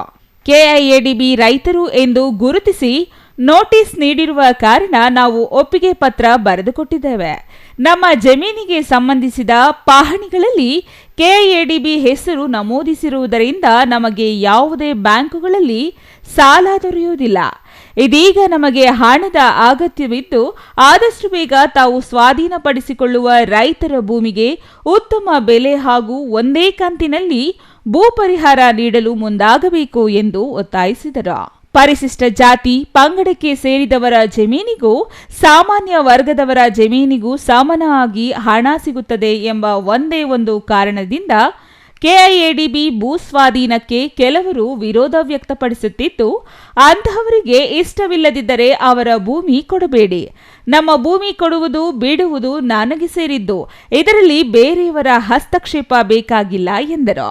ಕೆಐಎಡಿಬಿಗೆ ಭೂಮಿ ನೀಡುವ ರೈತರ ಕುಟುಂಬದವರಿಗೆಂದು ಉದ್ಯೋಗ, ಭೂಮಿಗೆ ಉತ್ತಮ ಬೆಲೆ, ಒಂದೇ ಕಂತಿನಲ್ಲಿ ಭೂ ಪರಿಹಾರ ಈಗಾಗಲೇ ನಮೂನೆ 51, 53 ಹಾಗೂ 57ರ ಅರ್ಜಿ ಸಲ್ಲಿಸಿ ಸ್ವಾಧೀನಾನುಭವದಲ್ಲಿರುವ ರೈತರಿಗೂ ಭೂ ಪರಿಹಾರ ನೀಡುವುದು ಸೇರಿದಂತೆ ಈವರೆಗೂ ಕೆಐಎಡಿಬಿಯಿಂದ ನೋಟಿಸ್ ಬಾರದ ನಡಿಪಿನಾಯಕನಹಳ್ಳಿ ಹಾಗೂ ಎಣ್ಣಂಗೂರು ಗ್ರಾಮದ ರೈತರಿಗೆ ತುರ್ತಾಗಿ ನೋಟಿಸ್ ಜಾರಿ ಮಾಡಬೇಕು ಎಂದು ಒತ್ತಾಯಿಸಿ ಚಿಕ್ಕಬಳ್ಳಾಪುರ ಉಪವಿಭಾಗಾಧಿಕಾರಿ ಅಶ್ವಿನ್ ಅವರಿಗೆ ಮನವಿ ಸಲ್ಲಿಸಿದರು.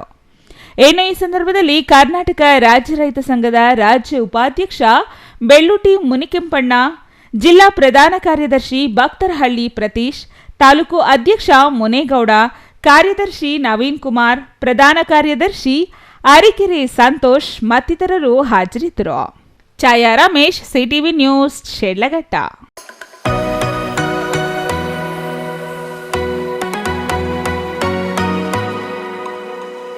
ಗೌರಿಬಿದನೂರು ತಾಲೂಕಿನ ತೊಂಡೇಬಾವಿ ಹೋಬಳಿ ಕೇಂದ್ರ ಸ್ಥಾನದಲ್ಲಿರುವ ಎಸ್ಬಿಐ ಶಾಖೆಯ ಎಟಿಎಂ ಕಳೆದ 4 ತಿಂಗಳಿನಿಂದ ಬಾಗಿಲು ಮುಚ್ಚಿದೆ. ಹೀಗಾಗಿ ಗ್ರಾಹಕರು ಹಣ ಪಡೆಯಲು ಪರದಾಡಬೇಕಾದ ಸ್ಥಿತಿ ನಿರ್ಮಾಣವಾಗಿದೆ ಎಂದು ಸ್ಥಳೀಯರಾದ ಸತ್ಯನಾರಾಯಣ ಆರೋಪಿಸಿದ್ದಾರೆ.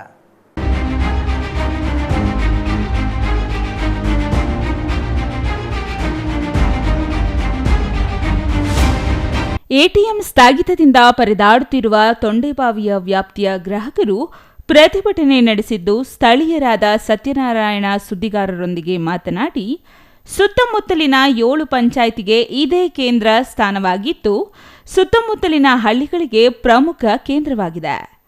ಎಟಿಎಂ ಯಂತ್ರ ಇಲ್ಲದೆ ಗ್ರಾಹಕರು ಹಣ ಪಡೆಯಲು ಪರದಾಡುವಂತಾಗಿದೆ. ಕಳೆದ 4 ತಿಂಗಳಿಂದ ಬಾಗಿಲನ್ನೇ ತೆಗೆಯುತ್ತಿಲ್ಲ. 1 ವಾರದ ಒಳಗೆ ಇದಕ್ಕೆ ಸಂಬಂಧಿಸಿದ ಮೇಲಾಧಿಕಾರಿಗಳು ಸರಿಪಡಿಸಬೇಕು, ಇಲ್ಲವಾದಲ್ಲಿ ಉಗ್ರ ಹೋರಾಟ ಮಾಡಲಾಗುವುದು ಎಂದು ಎಚ್ಚರಿಸಿದರು. ರೈಲ್ವೆ ಸ್ಟೇಷನ್, ಗೌರಿಬಿದನೂರು ತಾಲೂಕು, ಚಿಕ್ಕಬಳ್ಳಾಪುರ ಜಿಲ್ಲೆ. ಇಲ್ಲಿ SBI ATM ನವೆಂಬರ್ 8ರಂದು ಕಾರ್ಯ ಮಾಡೋದು ಸ್ಥಗಿತ ಆಗಿದೆ.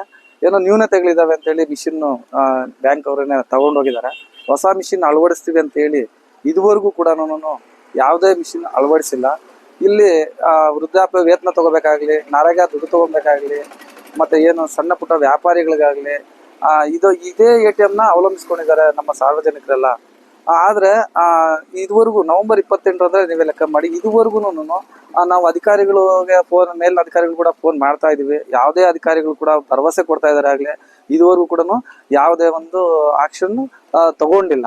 ಮುರಳಿ ಕನ್ನಡಿಗ ಮಾತನಾಡಿ, ತೊಂಡೇಬಾವಿ ರೈಲ್ವೆ ನಿಲ್ದಾಣದಲ್ಲಿ ಅತಿ ಹೆಚ್ಚು ಜನ ಸ್ಟೇಟ್ ಬ್ಯಾಂಕ್ ಆಫ್ ಇಂಡಿಯಾ ಬ್ಯಾಂಕ್ನಲ್ಲಿ ಖಾತೆ ಮಾಡಿಸಿದ್ದು, ಎಟಿಎಂ ಯಂತ್ರ ಕೆಟ್ಟು ನಿಂತ ಪರಿಣಾಮ ಸುಮಾರು 16 ಕಿಲೋಮೀಟರ್ ದೂರದಲ್ಲಿರುವ ಗೌರಿಬಿದನೂರು ತಾಲೂಕಿನ ಕಡೆ ಹೋಗಿ ಹಣ ಪಡೆಯುವ ಪರಿಸ್ಥಿತಿ ಒದಗಿ ಬಂದಿದೆ. ಕೂಡಲೇ ಎಟಿಎಂ ಯಂತ್ರ ಅಳವಡಿಸಿ ಗ್ರಾಹಕರಿಗೆ ಅನುಕೂಲ ಮಾಡಿಕೊಡಬೇಕು ಎಂದು ತಿಳಿಸಿದರು.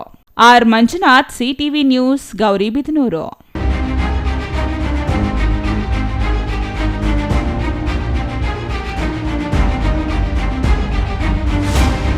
ಜಗದ್ಗುರು ಶ್ರೀ ರೇಣುಕಾಚಾರ್ಯರು ಮಹಾನ್ ವ್ಯಕ್ತಿಯಾಗಿದ್ದಾರೆ. ಅವರ ವಿಚಾರ ಮತ್ತು ಆದರ್ಶಗಳನ್ನು ಜೀವನದಲ್ಲಿ ಅಳವಡಿಸಿಕೊಳ್ಳಬೇಕು ಎಂದು ತಾಲೂಕು ದಂಡಾಧಿಕಾರಿ ಶಿವಕುಮಾರ್ ಕಾಸ್ನೂರು ಹೇಳಿದರು.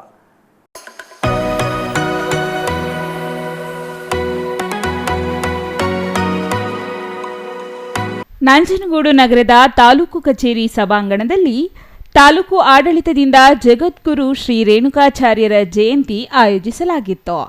ಕಾರ್ಯಕ್ರಮ ಉದ್ಘಾಟಿಸಿ ಮಾತನಾಡಿದ ತಹಶೀಲ್ದಾರ್ ಶಿವಕುಮಾರ್ ಕಾಸ್ನೂರು, ರೇಣುಕಾಚಾರ್ಯರು ಮಹಾನ್ ವ್ಯಕ್ತಿಯಾಗಿದ್ದಾರೆ. ಅವರು 9 ಕೋಟಿ ಲಿಂಗಗಳನ್ನು ಸ್ಥಾಪನೆ ಮಾಡಿದ್ದಾರೆ. ಅದರಲ್ಲಿ 3 ಕೋಟಿ ಲಿಂಗಗಳನ್ನು ಶ್ರೀಲಂಕಾ ದೇಶದಲ್ಲಿ ಸ್ಥಾಪನೆ ಮಾಡಿದ್ದಾರೆ. ಜೊತೆಗೆ 18 ಮಠಗಳನ್ನು ಸ್ಥಾಪನೆ ಮಾಡಿರುವುದು ಇವರ ಸಾಧನೆಯಾಗಿದೆ ಎಂದರು. ಶ್ರೀ ರೇಣುಕಾಚಾರ್ಯರು ಎಲ್ಲರೂ ಸಮಾನರು ಎಂದು ದೇಶಕ್ಕೆ ಸಾರಿದರು. ಈಗಿನ ಕಾಲದಲ್ಲಿ ಇವರ ತತ್ವ ಆದರ್ಶಗಳನ್ನು ಎಲ್ಲರೂ ಅಳವಡಿಸಿಕೊಳ್ಳಬೇಕು ಎಂದರು.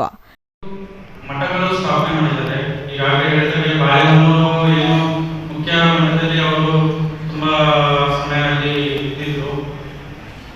ಇಷ್ಟೊಂದು ಮಹಾನ್ ವ್ಯಕ್ತಿ ಬಗ್ಗೆ ನಾವು ಜಯಂತ್ಯೋತ್ಸವ ಮಾಡ್ತಾ ಇದ್ದೀವಿ. ಅವ್ರ ಬಗ್ಗೆ ಕೇಳಬೇಕು ಅಂದ್ರೆ ಅವ್ರ ವಿಚಾರಗಳು ಆಧಾರಗಳು ಎಲ್ಲಾನು ನಾವು ಅಳವಡಿಸ್ಕೋಬೇಕಾಗುತ್ತೆ. ಈ ದಿನ ಅವ್ರು ಹೇಳಿದಂಗೆ, ಈಗ ಕುಸುಮದವರು ಹೇಳಿದಂಗೆ ಎಲ್ಲರೂ ಸರಿಸಮ, ಯಾರು ದೊಡ್ಡವರಲ್ಲ ಯಾರು ಸಣ್ಣವರಲ್ಲ, ಎಲ್ಲರೂ ಸರಿಸಮ. ಈಗಿನ ಕಾಲದಲ್ಲಿ ಅದು ಅತಿ ಮುಖ್ಯವಾಗಿರುತ್ತೆ. ಸೊ ಅದನ್ನ ನಾವು ಅಳವಡಿಸ್ಕೊತೀವಿ ಅಂತ ಒಂದು ಪ್ರಾರ್ಥನೆ ಮಾಡ್ಕೊತಾ ನಾವು ಎಲ್ಲರೂ ಕೂಡ ಅವ್ರು ಏನು ಹೇಳಿದ್ದಾರೆ ಆ ಮಾರ್ಗದಲ್ಲಿ ಹೋಗಕ್ಕೆ ಪ್ರಯತ್ನ ಮಾಡ್ತೀವಿ ಅಂತ ಒಂದು ನಿರ್ಧಾರವನ್ನು ತಗೊಂಡು ನಾವು ವಿಚಾರವನ್ನು ಹಾಗೆ ಇಟ್ಕೋಬೇಕಾಗುತ್ತೆ ತಲೆಯಲ್ಲಿ. ಇಷ್ಟನ್ನ ಹೇಳ್ತಾ ಮತ್ತೊಮ್ಮೆ ಎಲ್ಲರೂ. ನಂತರ ವೀರಶೈವ ಮಹಾಸಭಾ ಅಧ್ಯಕ್ಷ ಸಿಂಧುವಳ್ಳಿ ಕೆಂಪಣ್ಣ ಮಾತನಾಡಿ, ಇಂದು ಸಾಂಕೇತಿಕವಾಗಿ ಜಯಂತಿ ಆಚರಣೆ ಮಾಡಲಾಗುತ್ತಿದೆ. ಇದು ಸಮಾಜಕ್ಕೆ ಅತ್ಯಂತ ಸಂತೋಷದ ವಿಚಾರವಾಗಿದೆ. ಪುರಾತನ ಇತಿಹಾಸ ಹೊಂದಿರುವ ವೀರಶೈವ ಸಮಾಜ ಒಗ್ಗಟ್ಟಾಗಿ ಹೋಗಬೇಕು ಎಂದು ಸಲಹೆ ನೀಡಿದರು. ಇನ್ನು ಈ ಕಾರ್ಯಕ್ರಮದಲ್ಲಿ ಶರಣ ಸಂಗಮ ಮಠದ ನಾಗರಾಜೇಂದ್ರ ಮಹಾಸ್ವಾಮಿಗಳು, ಶಿವಮೂರ್ತಿ ಶಿವಾಚಾರ್ಯ ಸ್ವಾಮಿಗಳು, ಕ್ಷೇತ್ರ ಶಿಕ್ಷಣಾಧಿಕಾರಿ ಮಹೇಶ್, ವೀರಶೈವ ಮಹಾಸಭಾ ಅಧ್ಯಕ್ಷ ಸಿಂಧುವಳ್ಳಿ ಕೆಂಪಣ್ಣ, ಆರ್ವಿ ಮಹದೇವಸ್ವಾಮಿ ಮತ್ತಿತರರು ಹಾಜರಿದ್ದರು. Kumar, CTV news, Nanjangud.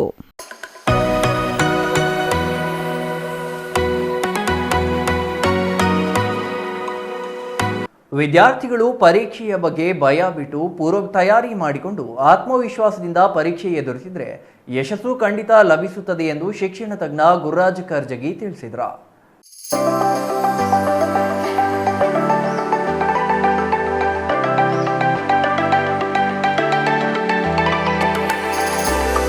ದೊಡ್ಡಬಳ್ಳಾಪುರ ಶಿಕ್ಷಣ ಇಲಾಖೆಯಿಂದ ನಗರದ ದೇವರಾಜ ಅರಸು ವಿದ್ಯಾಸಂಸ್ಥೆಯ ಆರ್ಎಲ್ ಜಾಲಪ್ಪ ಕಲಾಮಂದಿರದಲ್ಲಿ ನಡೆದ ಎಸ್ಎಸ್ಎಲ್ಸಿ ವಿದ್ಯಾರ್ಥಿಗಳಿಗೆ ಉತ್ತೇಜನ ಕಾರ್ಯಕ್ರಮದಲ್ಲಿ ಮಾತನಾಡಿದ ಶಿಕ್ಷಣ ತಜ್ಞ ಗುರುರಾಜ ಕರ್ಜಗಿ, ಪರೀಕ್ಷೆಗೆ ಸರಿಯಾಗಿ ತಯಾರಿ ಮಾಡಿಕೊಳ್ಳದಿದ್ದಾಗ ಭಯ ಬೀಳುವುದು ಸಾಮಾನ್ಯ. ಪರೀಕ್ಷೆಗಳ ಭಯದಿಂದಾಗಿ ಎಷ್ಟೋ ವಿದ್ಯಾರ್ಥಿಗಳು ಓದಿದ್ದನ್ನು ಮರೆತು ಅನುತ್ತೀರ್ಣರಾಗುತ್ತಿದ್ದಾರೆ ಎಂದರು. ಗೋಡೆಗೆ ಅನಿಸಿದ್ದು ಆಯಿತು, ಆದರೆ ಅದು ಟೈಮ್ ಟೇಬಲ್ ತಾನೇ ಓದೋದಲ್ಲ. ಬೆಳಿಗ್ಗೆ 5 ಗಂಟೆಗೆ ಹೇಳ್ಬೇಕು ಅಂತ ತೀರ್ಮಾನ ಮಾಡ್ಕೋತೀರಿ. ಅಮ್ಮ ಹೇಳ್ತೀರಿ ಬೇಗ ಎಬ್ಬಿಸ್ಬೇಕು, ರೆಡಿ ಆಗಬೇಕು, 5 ಗಂಟೆ ಓದಬೇಕು ಅಂತ. ಪಾಪ ಅಮ್ಮ ಎಬ್ಬಿಸ್ತಾರಲ್ಲ. ಈಗ ಹಾಳಾದ್ದು ಬೆಳಗ್ಗೆ ನಿದ್ದೆನೇ ಹಾಗೆ. ತುಂಬ ಪ್ರೀತಿ ಬೆಳಗ್ಗೆ ನಿದ್ದೆ ಅಂದರೆ ಅಲ್ವಾ, ಹೇಳೋಕ್ಕೆ ಬೇಜಾರಾಗುತ್ತೆ. ಅಮ್ಮ ಒಂದು 5 ನಿಮಿಷ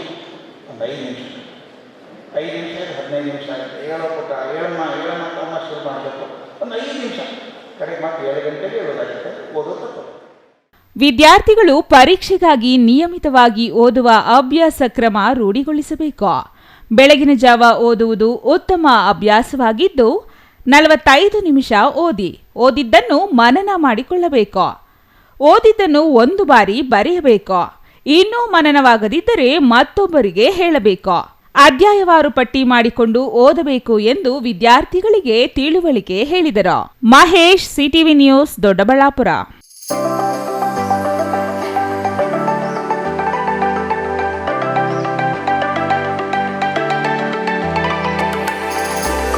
ನಂಜನಗೂಡು ಪಟ್ಟಣದ ಮಹದೇಶ್ವರ ಸಭಾಂಗಣದಲ್ಲಿ ತಾಲೂಕಿನ ವಿವಿಧ ಪ್ರಗತಿಪರ ಸಂಘಟನೆಗಳ ಮುಖಂಡರಿಂದ ಧರ್ಮಸ್ಥಳದಲ್ಲಿ ನಡೆದ ಸೌಜನ್ಯ ಕೊಲೆ ಪ್ರಕರಣಕ್ಕೆ ಸಂಬಂಧಿಸಿ ಖಂಡನಾ ನಿರ್ಣಯ ಸಭೆಯನ್ನ ಆಯೋಜಿಸಲಾಗಿತ್ತು.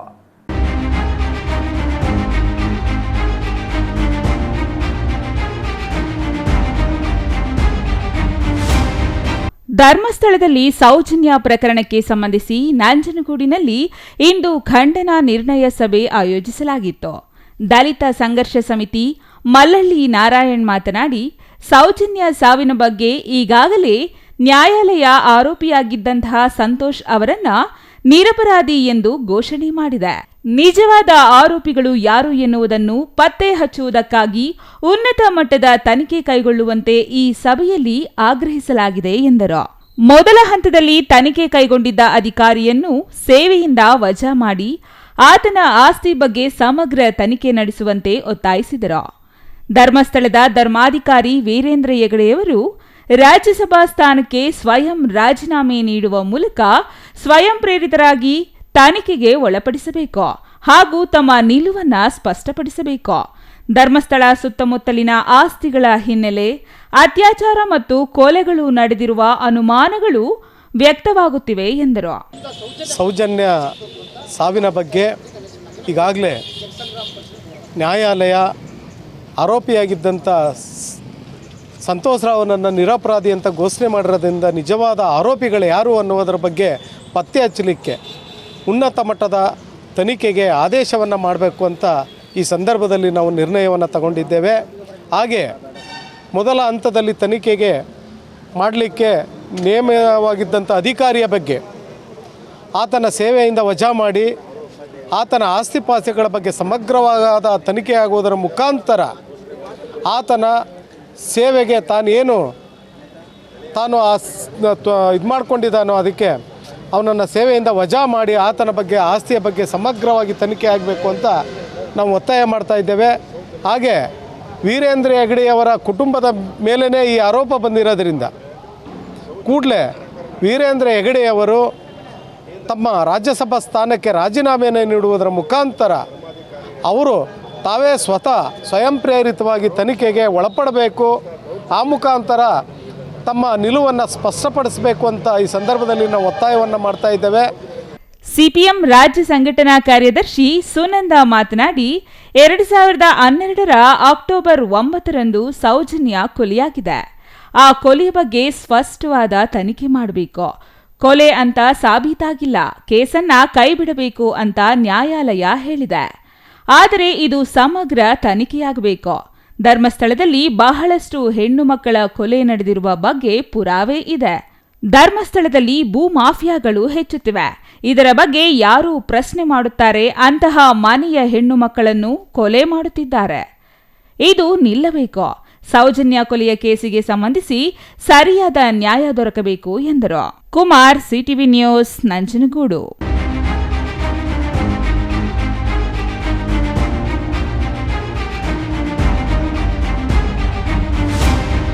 ವಿವಿಧ ಮಹಿಳಾ ಸಂಘಗಳಿಂದ ಗೌರಿಬಿದನೂರು ತಾಲೂಕಿನ ಇಡಗೂರು ಗ್ರಾಮದಲ್ಲಿ ಮಹಿಳಾ ದಿನಾಚರಣೆ ಅಂಗವಾಗಿ ಗ್ರಾಮೀಣ ಕ್ರೀಡೋತ್ಸವ ಹಮ್ಮಿಕೊಳ್ಳಲಾಗಿದೆ ಎಂದು ಸ್ವಸಹಾಯ ಸಂಘದ ಪ್ರಭಾವತಿ ತಿಳಿಸಿದರು.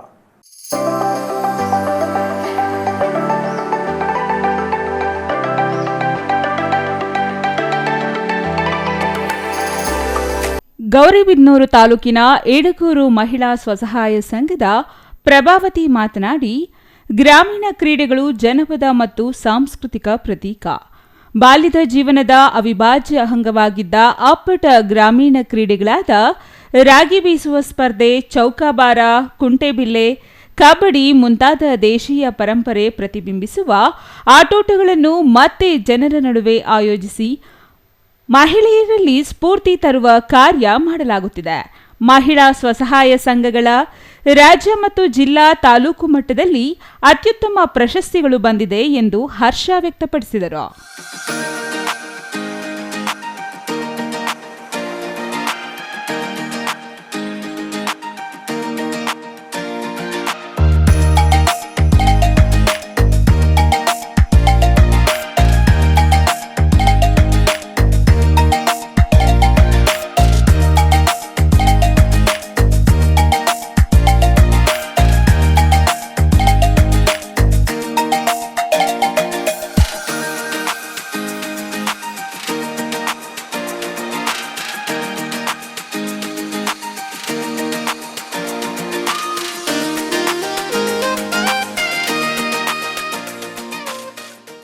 ಸಂಘದ ಪ್ರತಿನಿಧಿ ಲಕ್ಷ್ಮಿ ಮಾತನಾಡಿ, ಪಾಶ್ಚಿಮಾತ್ಯ ಸಂಸ್ಕೃತಿಯಿಂದ ದೇಶೀಯ ಆಟಗಳು, ಪರಂಪರೆ, ಜನ, ಸಂಸ್ಕೃತಿ ಮರೆಯಾಗುತ್ತಿರುವ ವೇಳೆ ಗ್ರಾಮೀಣ ಕ್ರೀಡೆಗಳ ಸೊಗಡನ್ನು ಯುವಜನತೆ ಮತ್ತು ವಿಶೇಷವಾಗಿ ಮಹಿಳೆಯರಲ್ಲಿ ಇಂತಹ ಆಟೋಟಗಳ ಮೂಲಕ ಹೊಸ ತಲೆಮಾರಿಗೆ ಸಂಬಂಧ ಬೆಸೆಯುವ ಕಾರ್ಯ ಇದಾಗಿದೆ. ಮಾರ್ಚ್ 19ರಂದು ಎಡಗೂರು ಗ್ರಾಮದಲ್ಲಿ ಮಹಿಳಾ ದಿನಾಚರಣೆ ಮಾಡಲಾಗುವುದು. ಸಾಂಸ್ಕೃತಿಕ ಕಾರ್ಯಕ್ರಮಗಳಾದ ನಾಟಕ, ಏಕಪಾತ್ರ ಅಭಿನಯ, ನೃತ್ಯ ಮುಂತಾದ ಕಾರ್ಯಕ್ರಮಗಳನ್ನು ಹಮ್ಮಿಕೊಳ್ಳಲಾಗಿದೆ ಎಂದರು. R Manjunath, CTV news, Gauribidanur.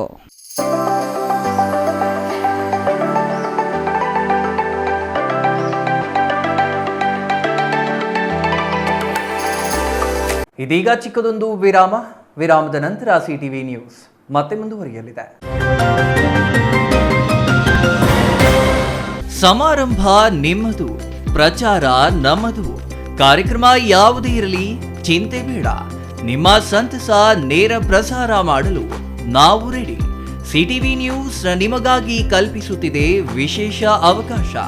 ಹುಟ್ಟುಹಬ್ಬ, ನಾಮಕರಣ, ಮದುವೆ ಸಮಾರಂಭ, ಶಾಲಾ ಕಾಲೇಜಿನ ಕಾರ್ಯಕ್ರಮಗಳು, ಯಾವುದೇ ಸುದ್ದಿಗೋಷ್ಠಿಗಳು ಸೇರಿದಂತೆ ಕಾರ್ಯಕ್ರಮಗಳು ಯಾವುದೇ ಇರಲಿ ನಿಮಗೆ ಸಿಗಲಿದೆ ವ್ಯಾಪಕ ಪ್ರಚಾರ. ಸಿಟಿವಿ ನ್ಯೂಸ್ನಲ್ಲಿ ನಿಮ್ಮ ಸಂಭ್ರಮ ನೇರ ಪ್ರಸಾರದಲ್ಲಿ ನೋಡಿ. ನಿಮ್ಮ ಸಂಭ್ರಮ ನಿಮ್ಮ ಇಡೀ ಸಮೂಹಕ್ಕೆ ಮುಟ್ಟಿಸಲಿದೆ ಸಿಟಿವಿ ನ್ಯೂಸ್. ಕಾರ್ಯಕ್ರಮಕ್ಕೆ 2 ದಿನಗಳ ಮೊದಲು ನಮಗೆ ತಿಳಿಸಿ, ನಾವು ನೇರ ಪ್ರಸಾರ ಮಾಡುತ್ತೇವೆ.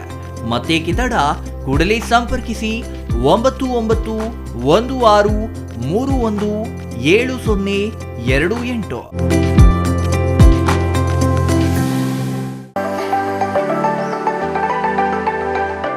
Shri Manjunatha hardware and innovations 22 ವರ್ಷಗಳಿಂದ ಮಾರುಕಟ್ಟೆಯಲ್ಲಿ ಸುದೀರ್ಘ ಪಯಣ ಮತ್ತು ಗ್ರಾಹಕ ಹಾಗೂ ಎಂಜಿನಿಯರಿಂಗ್ಗಳ ನಂಬಿಕೆಯ ಆಯ್ಕೆ. ಅತ್ಯುತ್ತಮ ಗುಣಮಟ್ಟ, ಪ್ರಾಮಾಣಿಕ ಬೆಲೆ. Engineer choices, architect choices, corporates, house owners, carpenter choices, hardware dealers ಹಾಗೂ ಇನ್ನಿತರರಿಗೆ ಹೋಲ್ಸೇಲ್ ದರದಲ್ಲಿ ಸಿಗುವ ಸ್ಥಳವೇ ಶ್ರೀ ಮಂಜುನಾಥ ಹಾರ್ಡ್ವೇರ್ ಮತ್ತು ಇನ್ನೋವೇಷನ್ಸ್. ವಿವಿಧ ರೀತಿಯ ವಿನ್ಯಾಸಗಳುಳ್ಳ ಡೆಕೋರೇಟಿವ್, ಪ್ರೊಟೆಕ್ಟಿವ್, ಫಂಕ್ಷನಲ್ ಹಾಗೂ ಉತ್ತಮ ದರದಲ್ಲಿ ಗುಣಮಟ್ಟದ ಹಾರ್ಡ್ವೇರ್ ವಸ್ತುಗಳು ನಮ್ಮಲ್ಲಿ ದೊರಕುತ್ತದೆ. ವಿಳಾಸ: ರಿಲಯನ್ಸ್ ಪೆಟ್ರೋಲ್ ಬಂಕ್ ಹತ್ತಿರ, ಬಿಬಿ ರಸ್ತೆ, ಚಿಕ್ಕಬಳ್ಳಾಪುರ. ಮೊಬೈಲ್ ಸಂಖ್ಯೆ 9739393927, ಮತ್ತೊಂದು ಸಂಖ್ಯೆ 9008680303.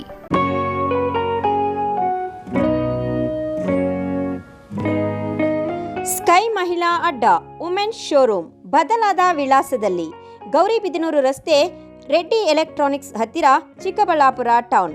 ಮೊಬೈಲ್ ಸಂಖ್ಯೆ 9916533636. 15 ವರ್ಷ ಮೇಲ್ಪಟ್ಟ ಮಹಿಳೆಯರಿಗೆ ಬೇಕಾದ ಎಲ್ಲ ತರಹದ ಬಟ್ಟೆಗಳು ಒಂದೇ ಮಳಿಗೆಯಲ್ಲಿ ಲಭ್ಯ. ಉತ್ತಮ ಗುಣಮಟ್ಟದ ಅತ್ಯಾಧುನಿಕ ಬಟ್ಟೆಗಳಿಗಾಗಿ ಭೇಟಿ ಕೊಡಿ. ಸ್ಕೈ ಮಹಿಳಾ ಅಡ್ಡ ನಿಮಗಾಗಿ ಇದೆ. 1-2 ಪೀಸ್ ಕೊಂಡರೂ ಹೋಲ್ಸೇಲ್ ದರದಲ್ಲಿ ನೀಡುತ್ತೇವೆ. ಎಲ್ಲ ತರಹದ ಆಕರ್ಷಣೀಯ ಸೀರೆಗಳು, ಮನಮೆಚ್ಚುವಂತಹ ಸೀರೆಗಳು, ಟಾಪ್ಸ್, ಲೆಗಿನ್ಸ್, ರೆಡಿ ಡ್ರೆಸ್ಸಸ್, ಮಹಿಳೆಯರ ಒಳ ಉಡುಪುಗಳು ಲಭ್ಯ. ಮತ್ಯಾಕೆ ತಡ, ಒಮ್ಮೆ ಭೇಟಿ ಕೊಡಿ. ಸ್ಕೈ ಮಹಿಳಾ ಅಡ್ಡ, ಗೌರಿಬಿದನೂರು ರಸ್ತೆ, ರೆಡ್ಡಿ ಎಲೆಕ್ಟ್ರಾನಿಕ್ಸ್ ಹತ್ತಿರ, ಚಿಕ್ಕಬಳ್ಳಾಪುರ ಟೌನ್. ಮೊಬೈಲ್ ಸಂಖ್ಯೆ 9916533636.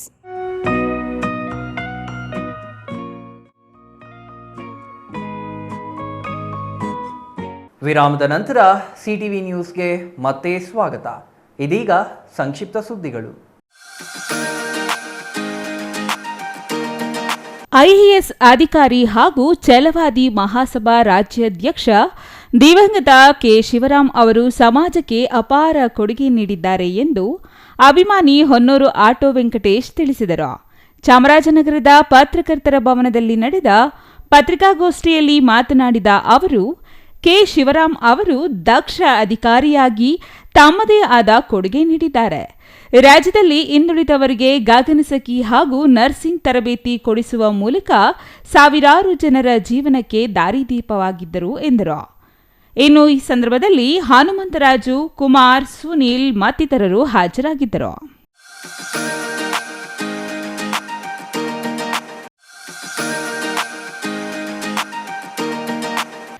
ಚಾಮರಾಜನಗರ ನಗರಸಭೆಯ 1ನೇ ವಾರ್ಡ್ ಸೋಮವಾರಪೇಟೆಯಲ್ಲಿ ಪೈಪ್ಲೈನ್ ಇಲ್ಲದೆ ಮ್ಯಾನ್ಹೋಲ್ ತುಂಬಿ ಕಲುಷಿತ ನೀರು ರಸ್ತೆಗೆ ಹರಿಯುತ್ತಿದ್ದು ನಗರಸಭೆ ಅಧಿಕಾರಿಗಳು ಕ್ರಮ ಕೈಗೊಂಡಿಲ್ಲ ಎಂದು ನಗರಸಭೆ ಮಾಜಿ ಸದಸ್ಯ ಎಸ್ ಮಹದೇವು ಆರೋಪಿಸಿದ್ದಾರೆ. ಒಳಚರಂಡಿ ಯೋಜನೆ ಕಾರ್ಯಗತಗೊಂಡು ಹಲವು ವರ್ಷಗಳು ಕಳೆದಿದೆ. ಆದರೆ ಮ್ಯಾನ್ಹೋಲ್ಗಳಿಗೆ ಪೈಪ್ಲೈನ್ ಅಳವಡಿಸದ ಕಾರಣ ಮನೆಗಳಿಂದ ಬಿಡುವ ಕಲುಷಿತ ನೀರು ಮ್ಯಾನ್ಹೋಲ್ಗಳಲ್ಲಿ ತುಂಬಿ ರಸ್ತೆಗೆ ಹರಿಯುತ್ತಿದೆ. ಇದರಿಂದ ಸಾಂಕ್ರಾಮಿಕ ರೋಗ ಹರಡುವ ಆತಂಕ ಇದೆ. ಈ ಕುರಿತು ಜಿಲ್ಲಾಧಿಕಾರಿಗಳು ಪರಿಶೀಲಿಸಿ ಕ್ರಮ ಕೈಗೊಳ್ಳುವಂತೆ ಒತ್ತಾಯಿಸಿದರು. ಕೊನೆಯದಾಗಿ ಮತ್ತೊಮ್ಮೆ ಮುಖ್ಯಾಂಶಗಳು.